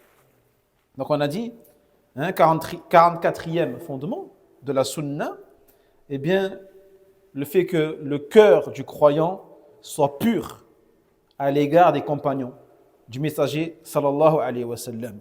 Et il doit avoir la croyance que tous les compagnons ont un mérite, comme on l'a vu. Et que même celui qui a le moins de mérite parmi eux est meilleur que le meilleur des tabi'in. Est meilleur que le meilleur des tabi'in dans tous les domaines. Dans l'adoration, dans la pureté, dans le comportement, dans tout. فأهل السنة والجماعة يبغضون من أبغض صحابة رسول الله صلى الله عليه وسلم ولو أبغض واحدة ومن انتقص واحدا من أصحاب رسول الله صلى الله عليه وسلم وأبى أن يترضى عليه أن يقول رضي الله عنه وأبى أن يترحم عليه أن يقول رحمه الله جل وعلا فهو من أهل البدع لا يخرج عن حد البدعة حتى يترضى عن ذلك الصحابي وترحم عليه. Donc, Ahl Sunnah ikhwati fillah déteste ceux qui détestent les compagnons. On déteste ceux qui détestent les compagnons. On déteste ceux qui critiquent Abu Bakr et Omar et Aïcha et Muawiyah radiyallahu anhu. On les déteste. Même s'ils en détestent qu'un seul. Même s'ils ne détestent que Ali par exemple. Eh bien on le déteste pour cela. Même s'ils critiquent et rabaisse et déshonore seulement Aïcha radiyallahu anha, alors que c'est une femme, c'est pas un homme, on le déteste quand même, car tous les compagnons, hommes et femmes, on doit leur montrer du respect profond et un amour profond. Donc tant qu'il refusera de dire par exemple Muawiyah radiyallahu anhu ou Aïcha radiyallahu anha ou Omar radiyallahu anhu wa rahima, donc il refusera de dire ça, on le détestera fillah, lillah tabarak wa ta'ala, en Allah et pour Allah jalla wa ala. Et il fera partie des innovateurs, qu'il le veuille ou pas, et il ne sortira de son innovation que lorsqu'il acceptera de dire radiyallahu anhum ajma'in wa rahmatullah alayhim ajma'in wa hubbu as-sahaba alamat al-iman wa bughdhuhum alamat al-nifaq. ومن أطلق لسانه في الصحابة أو في بعضهم فهو مبتدع ضال وتفاوت الحكم على الأعيان. Donc l'amour des compagnons est un des marqueurs de la foi du croyant, alors que la haine et le rejet du compagnon est un des marqueurs de l'hypocrite, de l'hypocrisie. Donc celui eh bien, qui libère sa langue en critiquant, en détestant les sahaba, les compagnons, radiyallahu anhum, c'est un innovateur égaré. Et bien sûr, chacun, selon ou proportionnellement à son degré de haine et de mauvaises paroles à leur encontre.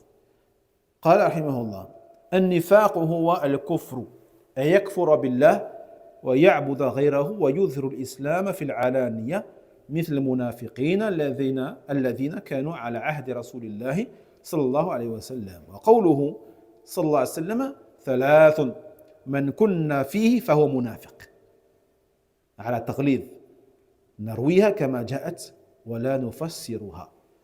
45e fondement, croire que l'hypocrisie majeure est une incroyance, bien sûr. C'est-à-dire le fait de mécroire en Allah et d'adorer autre que Allah tabaraka wa ta'ala et de montrer en apparence l'islam en public comme l'ont fait les hypocrites à l'époque du messager d'Allah sallallahu alayhi wa sallam. Ensuite, 46e fondement, eh bien, la parole du prophète Mohammed sallallahu alayhi wa sallam qui a dit trois caractéristiques, si elles se trouvent chez une personne, eh bien, c'est un hypocrite. C'est un hypocrite. Donc, le hadith, on doit le mentionner comme tel et ne pas l'expliquer comme il dit ici l'imam Ahmed rahimahullah ta'ala, parce que l'objectif, l'intention du prophète sallallahu alayhi wa sallam, quand il a dit ça, était vraiment eh bien, la dureté et la fermeté et la sévérité par rapport à ces trois défauts. فالنافق نوعان نافق اعتقادي ونافق نفاقا عمليا والنفاق الاعتقادي أن يظهر الإسلام يبطن الكفر فظاهره مسلم وباطنه كافر وقد أجمع أهل السنة والجماعة على أن هذا المنافق كافر بل من أخبث الكفار فإنه في الدرك الأسفل من النار كما قال سبحانه وتعالى وقد كان في زمن النبي صلى الله عليه وسلم منافقون نفاقا اعتقاديا. Donc il y a deux formes d'hypocrisie. Il y a l'hypocrisie au niveau de la croyance et une autre au niveau des actes. Donc la première forme d'hypocrisie, l'hypocrisie de la croyance. C'est laquelle? Eh bien, c'est celui qui se trouve chez celui qui montre l'islam et qui cache el-kufr, l'incroyance. Donc lui, en apparence, pour nous, c'est un musulman. Pour nous, en apparence, c'est un musulman.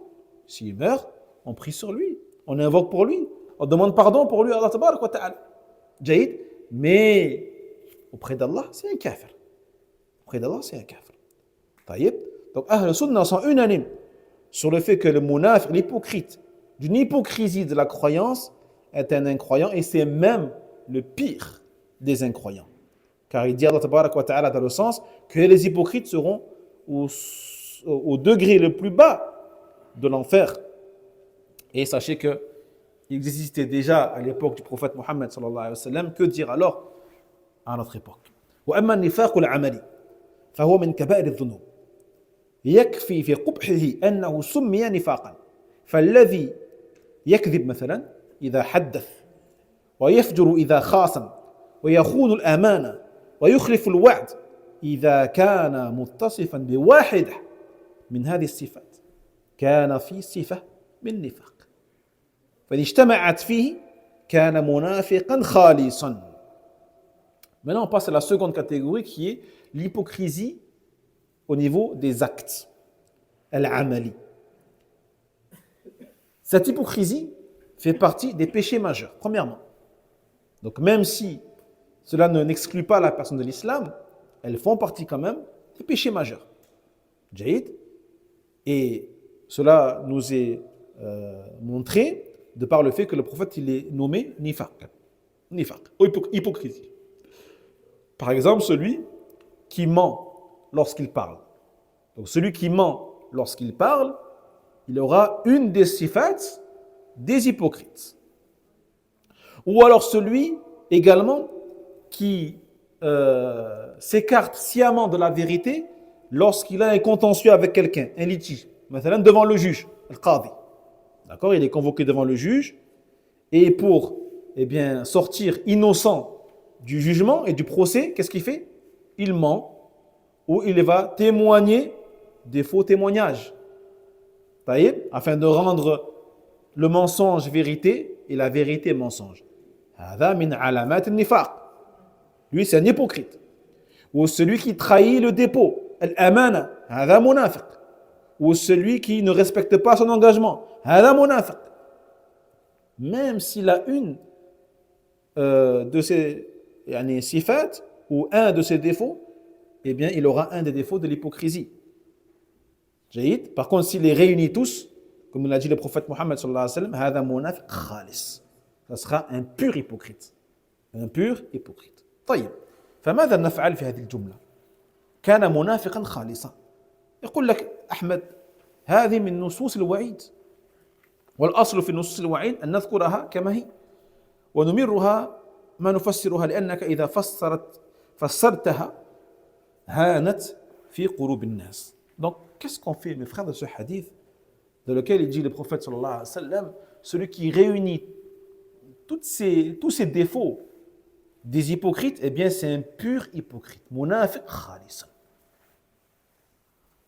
Il dit, Ahmed rahimahullah ta'ala, ce genre de textes-là font partie des textes al-wa'idiyya, des textes d'intimidation, des textes de menaces qui sont là pour faire peur, qui sont là pour dissuader, pas pour donner de l'espoir, mais pour dissuader. C'est pour cela qu'il dit ici que la base, lorsque nous citons ces hadiths-là, on cite et on dit ce qu'a dit le prophète Mohammed et on ne détaille pas. On ne dit pas que c'est de l'hypocrisie mineure qui n'exclut pas de l'islam. Parce que le but principal du hadith, c'est de dissuader et de réprimer ces choses-là. Donc on doit faire peur aux gens en leur disant ce qu'a dit le prophète sans rien ajouter, sans rien détailler. Ça c'est la base. Ça c'est la base. Non. Parce que si tu commences à détailler, à dire non mais en vrai c'est de l'hypocrisie mineure, eh bien qu'est-ce qu'ils ont tendance à faire les gens? À minimiser et à sous-estimer le danger de ces choses-là. فالنبي صلى الله عليه وسلم إنما أطلقها للتغليظ وزج الشديد فإن المسلم إذا سمع كان منافقا خالصا هذا يزجره أو يزجره عن هذا أن تجتمع هذه الصفات فيه. نصوص الوعيد الأصل فيها عند السلف أن تذكر كما هي وأن لا تفسر إلا عند الفتنة. C'est l'heure?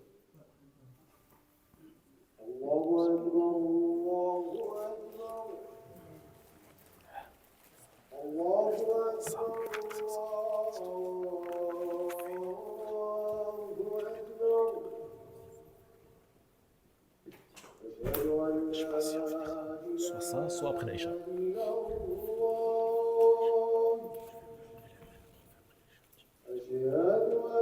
Non, ça ne marche pas, c'est eux. On peut finir.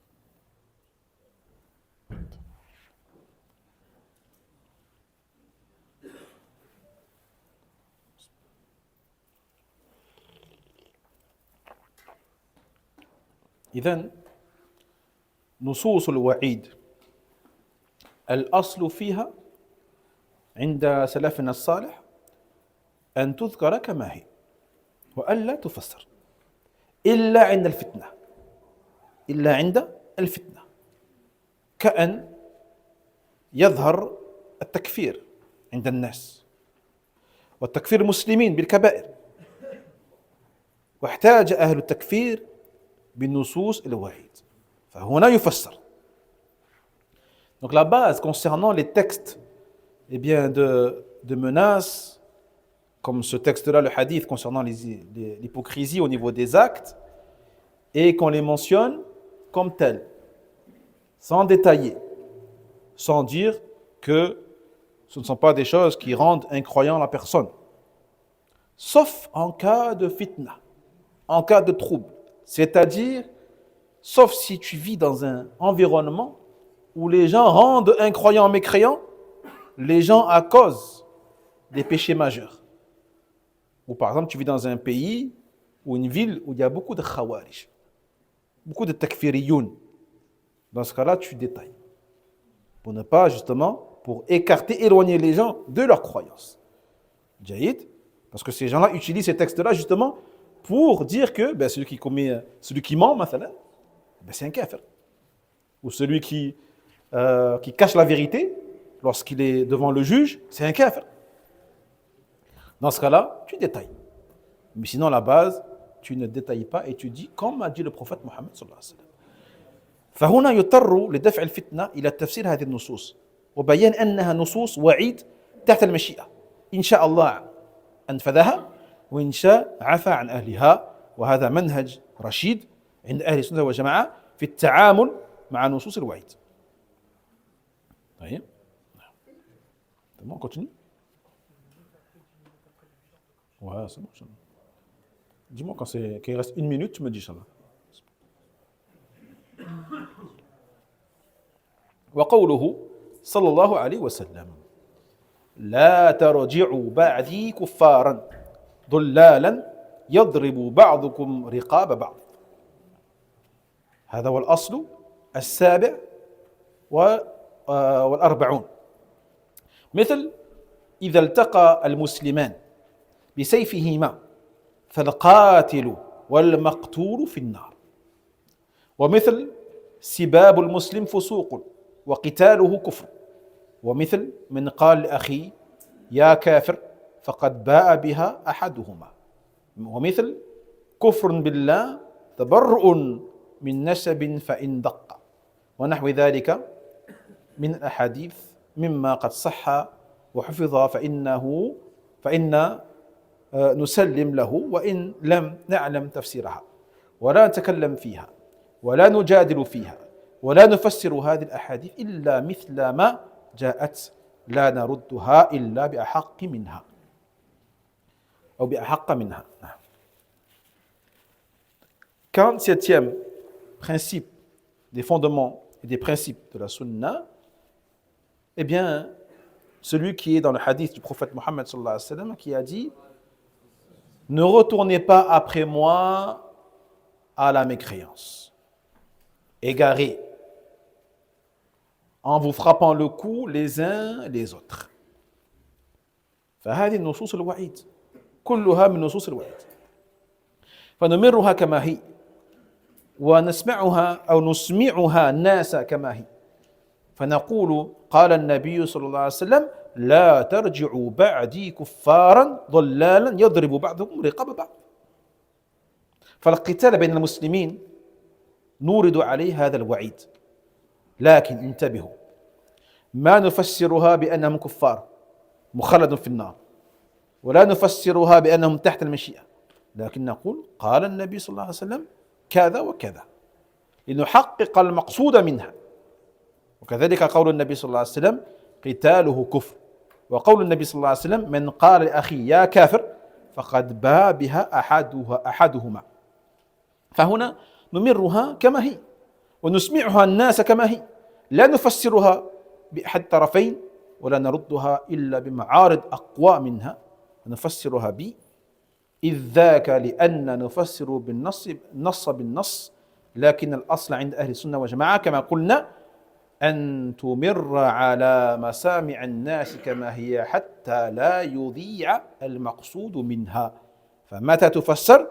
إذا كان هناك نص ظاهر أقوى منها أو وجدت فتنة فإن نفسرها لدفع الفتنة. Il reste du temps encore. Donc tous ces textes, mes frères, tous les textes de Wa'id, où il dit le prophète sallallahu alayhi wa sallam, ne retournez pas après moi dans la mécréance, vous frappant les coups les uns, en vous tuant les uns les autres. Ou alors lorsqu'il dit le fait d'insulter le musulman est une perversité et le fait de le combattre est de la mécréance. Ou lorsqu'il dit celui qui dit à son frère oh kafir, eh bien le jugement retombe sur l'un des deux. Taïb, tous ces hadiths sont des hadiths qu'on appelle nusus wa'id, de menaces et d'intimidation qui sont destinés à dissuader, à faire peur. Donc la base, encore une fois, on a dit, lorsqu'on les rapporte comme tels. On les rapporte comme tels sans détailler. Sans détailler. Jaïd? Naam. Sauf si, comme on a dit, il y a d'autres textes qui viennent détailler cela de manière claire, ils sont plus forts, ou alors s'il y a une fitna qui touche la communauté, tel que le fitna des Khawarij et des Takfiriyoun, et autre que cela parmi les groupes égarés. Dans ce cas-là, on pourra les détailler bi'idhnillah azza wa jal, et on terminera après salat al-isha, insha'Allah ta'ala, barakallahu fikum, wallahu ta'ala a'la wa a'lam. Alhamdulillah. والصلاة والسلام على رسول الله وعلى آله وصحبه ومن والاه. وبعد إخوتي في الله فنواصل بعون الله تبارك وتعالى دروسنا وسنختم بإذن الله عز وجل شرح هذه الرسالة المباركة. فقال رحمه الله تعالى والجنة والنار. والجنة والنار مخلوقتان كما جاء عن رسول الله صلى الله عليه وسلم دخلت الجنة فرأيت قصرا ورأيت الكوثر وطلعت في الجنة ورأيت أكثر أهلها كذا وطلعت في النار فرأيت كذا وكذا. فمن زعم أنهم لم تخلقا فهو مكذب بالقرآن وأحاديث رسول الله صلى الله عليه وسلم ولا أحسبه يؤمن بالجنة والنار. Puis il dit, donc le 49e fondement, croire que le paradis et l'enfer sont deux créatures d'Allah tabarak wa ta'ala, comme cela a été dit par le prophète sallallahu alayhi wa sallam, qui a dit « Je suis entré au paradis et j'ai vu un palais et j'ai vu Al-Kawthar, le fleuve Al-Kawthar, le fleuve du paradis, et j'ai vu d'en haut tala'tu fil jannah, et j'ai vu que la majorité des gens du paradis sont tels et tels. Puis j'ai vu d'en haut l'enfer et j'ai vu ceci et cela en enfer. Jaïd. Donc tous ceux qui prétendent que le paradis et l'enfer eh bien, n'ont pas encore été créés, eh bien, ils auront démenti le Coran et les hadiths du messager d'Allah sallallahu alayhi wa sallam. Et il dit Ahmed, je ne le considère pas comme étant quelqu'un qui croit au paradis et à l'enfer. Donc celui qui veut croire au paradis et à l'enfer, il doit croire que ces deux-là sont des créatures d'Allah et qui sont actuellement créées et qui existent à l'heure actuelle. من أصول أهل السنة والجماعة إذن أنهم يؤمنون بالجنة والنار وأن لأهل الجنة أهلها ولأهل النار أهلها وذلك كائن لا محالة. ولا يقول أهل السنة والجماعة إنه يمكن أن يدخل الله الناس كلهم الجنة، هذا قول ضال، بل نقول الجنة حق وسيدخل أهل الجنة الجنة والنار حق وسيدخله أي سيدخلها النار أهل النار، وأن من أهل النار من يدخل النار ابتداء ثم يخرج منها، وهؤلاء عصاة الموحدين الذين عصوا الله تبارك وتعالى ولم يشاء الله أن يعفو عنهم، ومنهم من يدخلها ولا يخرج منها أبدا ولا يخفف عنه العذاب والعياذ بالله، بل هو ماكث فيها ولا يزيد الله إلا عذابا وهؤلاء أهل الكفر والنفاق. ويعتقد أهل السنة والجماعة أن الجنة والنار مخلوقتان، فإن النبي صلى الله عليه وسلم أخبر أنه قد دخل الجنة ورأى بعض نعيمها وأخبر عن رؤيته بعض أنواع العذاب، وهذا يدل على أنها مخلوقة. Donc fait partie des grands fondements des gens de la sunna et de l'union sur la vérité, bien sûr le fait de croire au paradis et en enfer. Le fait de croire au paradis et en enfer. Et que le paradis est réservé à certaines personnes et que l'enfer est réservé à certaines personnes. Cette croyance, elle est obligatoire. Elle est obligatoire. Celui qui dit que l'enfer n'existe pas ou que le paradis n'existe pas, il ne sera pas croyant tant qu'il n'y croira pas.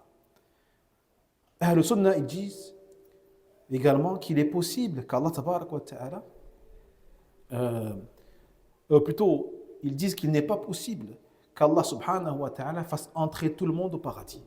Celui qui dit, comme certains disent, on ira tous au paradis, هذا كافر. هذا كافر. يعني, au paradis, rentreront dedans certaines personnes et pas d'autres. Donc celui qui dit que tout le monde ira au paradis, c'est un égaré. C'est un égaré. Au contraire, il doit dire que le paradis est une vérité et que seuls les gens du paradis pourront y entrer. Et également, il doit croire que l'enfer est une vérité. Et que seuls entreront en enfer ceux pour qui Allah tabarak wa ta'ala décidera de les mettre. Mais beaucoup de créatures n'iront pas en enfer, tels que les prophètes et les messagers, alayhimu salatu wassalam. Jahid.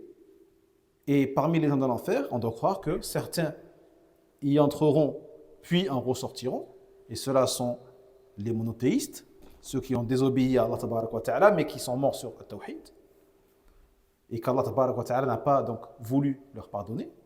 Donc Allah les mettra en enfer pour les en faire sortir par la suite. Et on doit croire que parmi les gens de l'enfer, certains ils n'en sortiront jamais. Et que leur châtiment ne sera jamais allégé. Au contraire, ils y resteront pour l'éternité. Et Allah tabarak wa ta'ala ne fera qu'accroître leur châtiment. Et ceux-là sont les gens qui sont morts sur l'incroyance et l'hypocrisie majeure. Qu'Allah nous préserve de cela.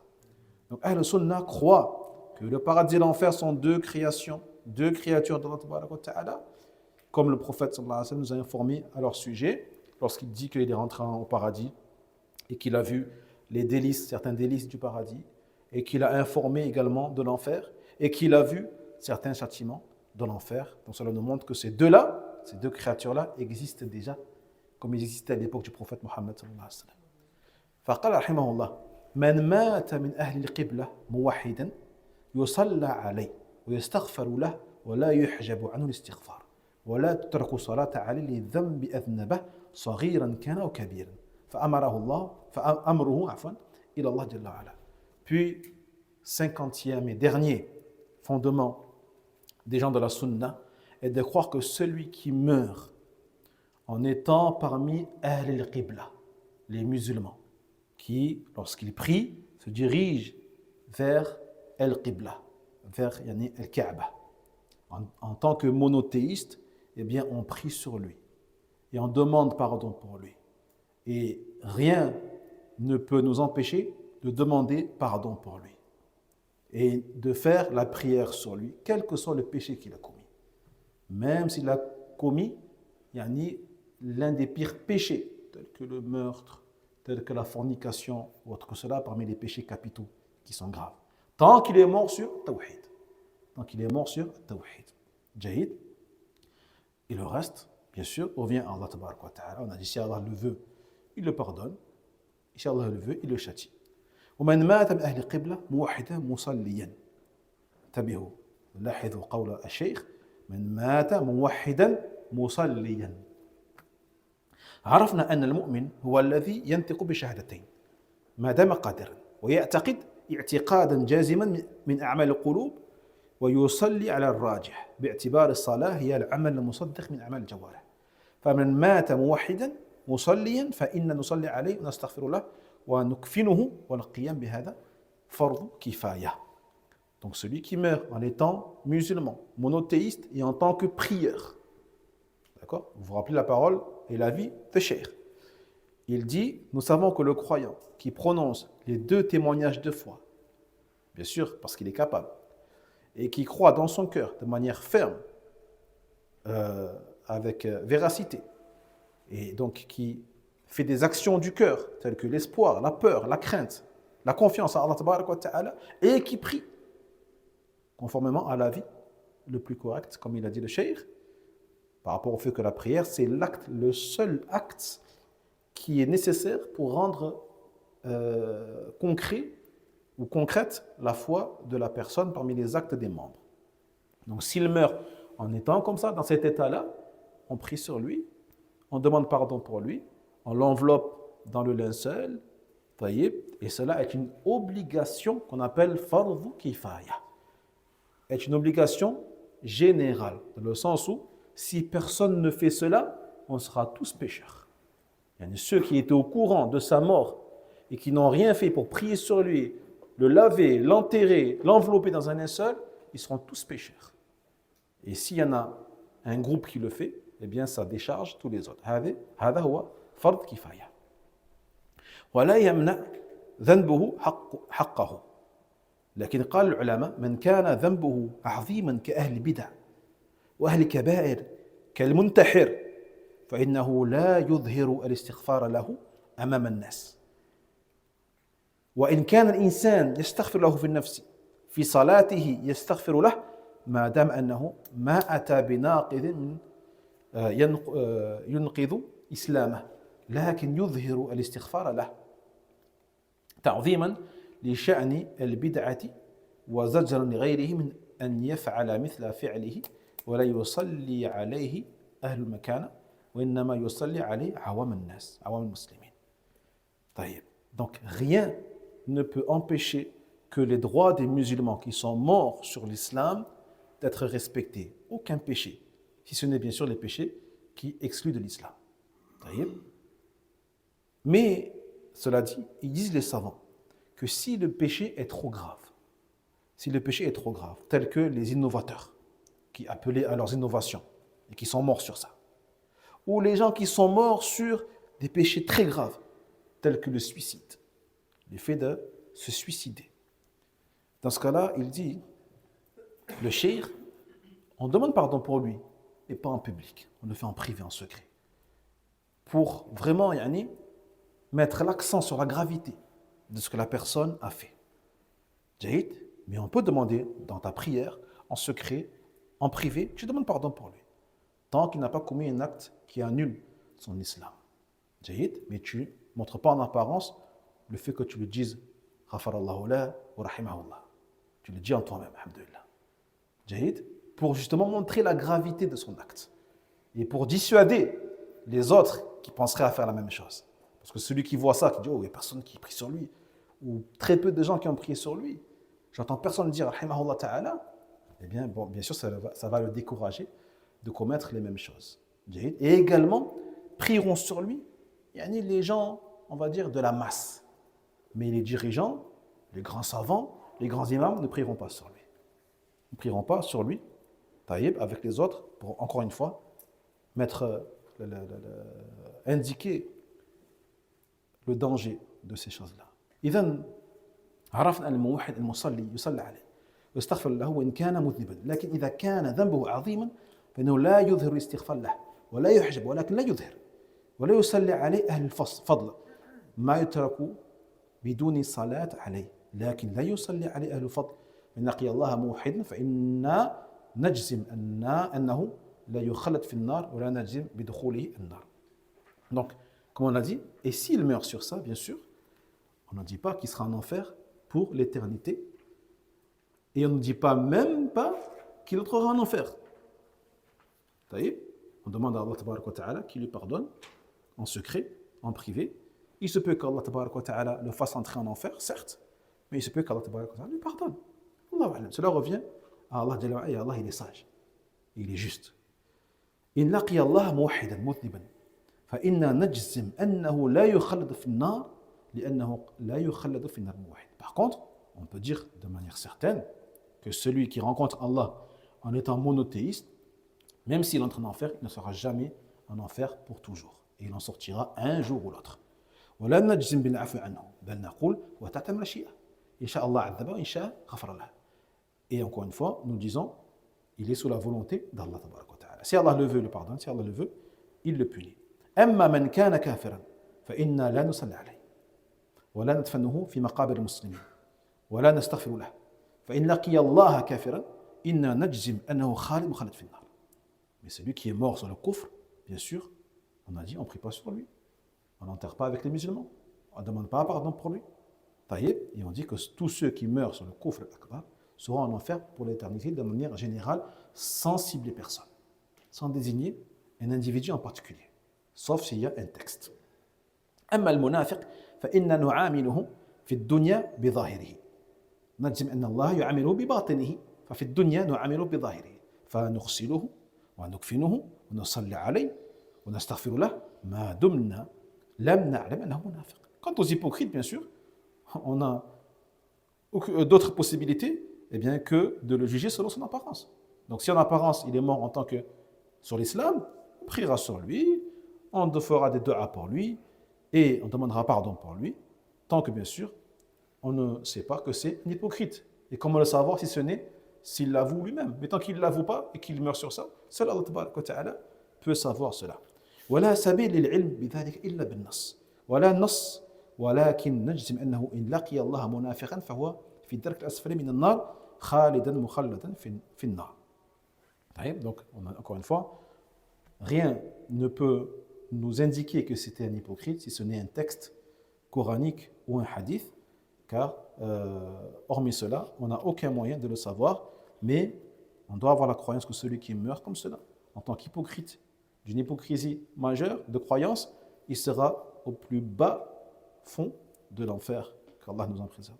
وبهذا نكون قد ختمنا هذا التعليق الكلي على هذه الأصول العظيمة التي ينبغي علينا يا إخوة أن نتعلمها وأن نعلمها وأنا يعني الشيخ يقول وأنا أرى أنه ينبغي علينا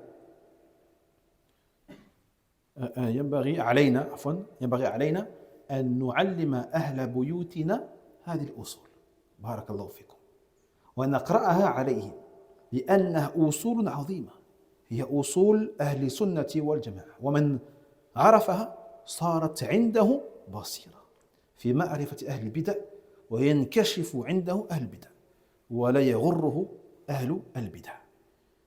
Donc c'est ainsi qu'on a terminé بإذن عز وجل يعني le commentaire on va dire global parce que c'est même pas un commentaire détaillé, c'est un commentaire global mais il y a des commentaires, des explications qui sont beaucoup plus détaillées et beaucoup plus vastes que cela que je vous invite Inch'Allah un jour à étudier. Mais alhamdoulilah, celui qui déjà a appris ces principes-là, donc on a dit il y en a combien en tout 50. D'accord, se doit de les apprendre et de les réviser. Quand vous rentrerez à la maison, mettez au propre les 50 principes, les 50 fondements et révisez-les. Révisez-les, apprenez-les, mémorisez-les. Jaïd, car il est obligatoire pour nous de les connaître, bien sûr, et ensuite de les enseigner aux gens, en commençant par nos familles. Nos frères, nos sœurs, nos parents, nos enfants. Taïb, c'est important. Donc tu prends les fondements un par un et tu les énonces, tu les évoques, tu les expliques selon ta compréhension, selon ta capacité, bien sûr. Taïb, parce que ce sont les fondements importants, plus que importants. Ceux de Ahl Sunnah wal Jama'a. Donc celui qui les connaît et qui les maîtrise, il aura en lui une clairvoyance. Le furqan, le discernement. Allah Jalla wa Ala, il donnera le discernement afin de distinguer les gens des passions, les gens de l'innovation. Il fera la part de manière simple entre le sunni et celui qui n'est pas sunni. Et il ne se fera pas tromper ou leurrer par les gens de l'innovation. فقال الشيخ أسأل الله عز وجل بأسمائه الحسنى وصفاته العلى يتقبل منا ما قدمنا ويغفر لنا أجمعين يجعلنا هداة مهتدين مفاتيح للخير مغالق للشر Allah ta'ala a'la wa a'lam. Wa sallallahu ala nabiyyina wa sallam. Donc dit le cheikh, on demande à Allah, par ses plus beaux noms et ses attributs les plus sublimes, d'accepter ce que nous avons fait comme bonnes actions, de nous pardonner tous et de faire de nous des guides bien guidés et des clés du bien et des verrous du mal. Allah Ta'ala est le plus savant et le plus haut, et qu'il fasse les éloges de notre prophète Mohammed sallallahu alayhi wa sallam et qu'il le préserve. Donc n'oubliez pas de faire des doigts pour le cheikh également, le cheikh Salim al-Rahayli, hafidhahullah ta'ala, qu'Allah le préserve ainsi qu'à sa famille et ses proches, qu'Allah pardonne à l'imam Ahmed rahimahullah ta'ala et le mette parmi les gens du paradis. Et également je remercie donc tous les frères parmi vous qui ont répondu présents à cette dawra qu'on espère bénéfique bi'idhnillah azza wa jal. Je remercie le frère Daoud et tous les frères qui ont pu organiser cette dawra, et également les responsables de la mosquée Masjid Salam de Liège. Qu'Allah les préserve, qu'Allah leur donne tawfiq dans tout ce qu'ils font, notamment dans la da'wa à Allah tabarak wa ta'ala et dans l'adoration d'Allah subhanahu wa ta'ala. فأسأل الله جل وعلا أن يحيينا على التوحيد والسنة وعلى مفارقة الشرك والبدعة، والله تعالى أعلى وأعلم. وسبحانك اللهم وبحمدك أشهد أن لا إله إلا أنت أستغفرك وأتوب إليك. بارك الله فيكم.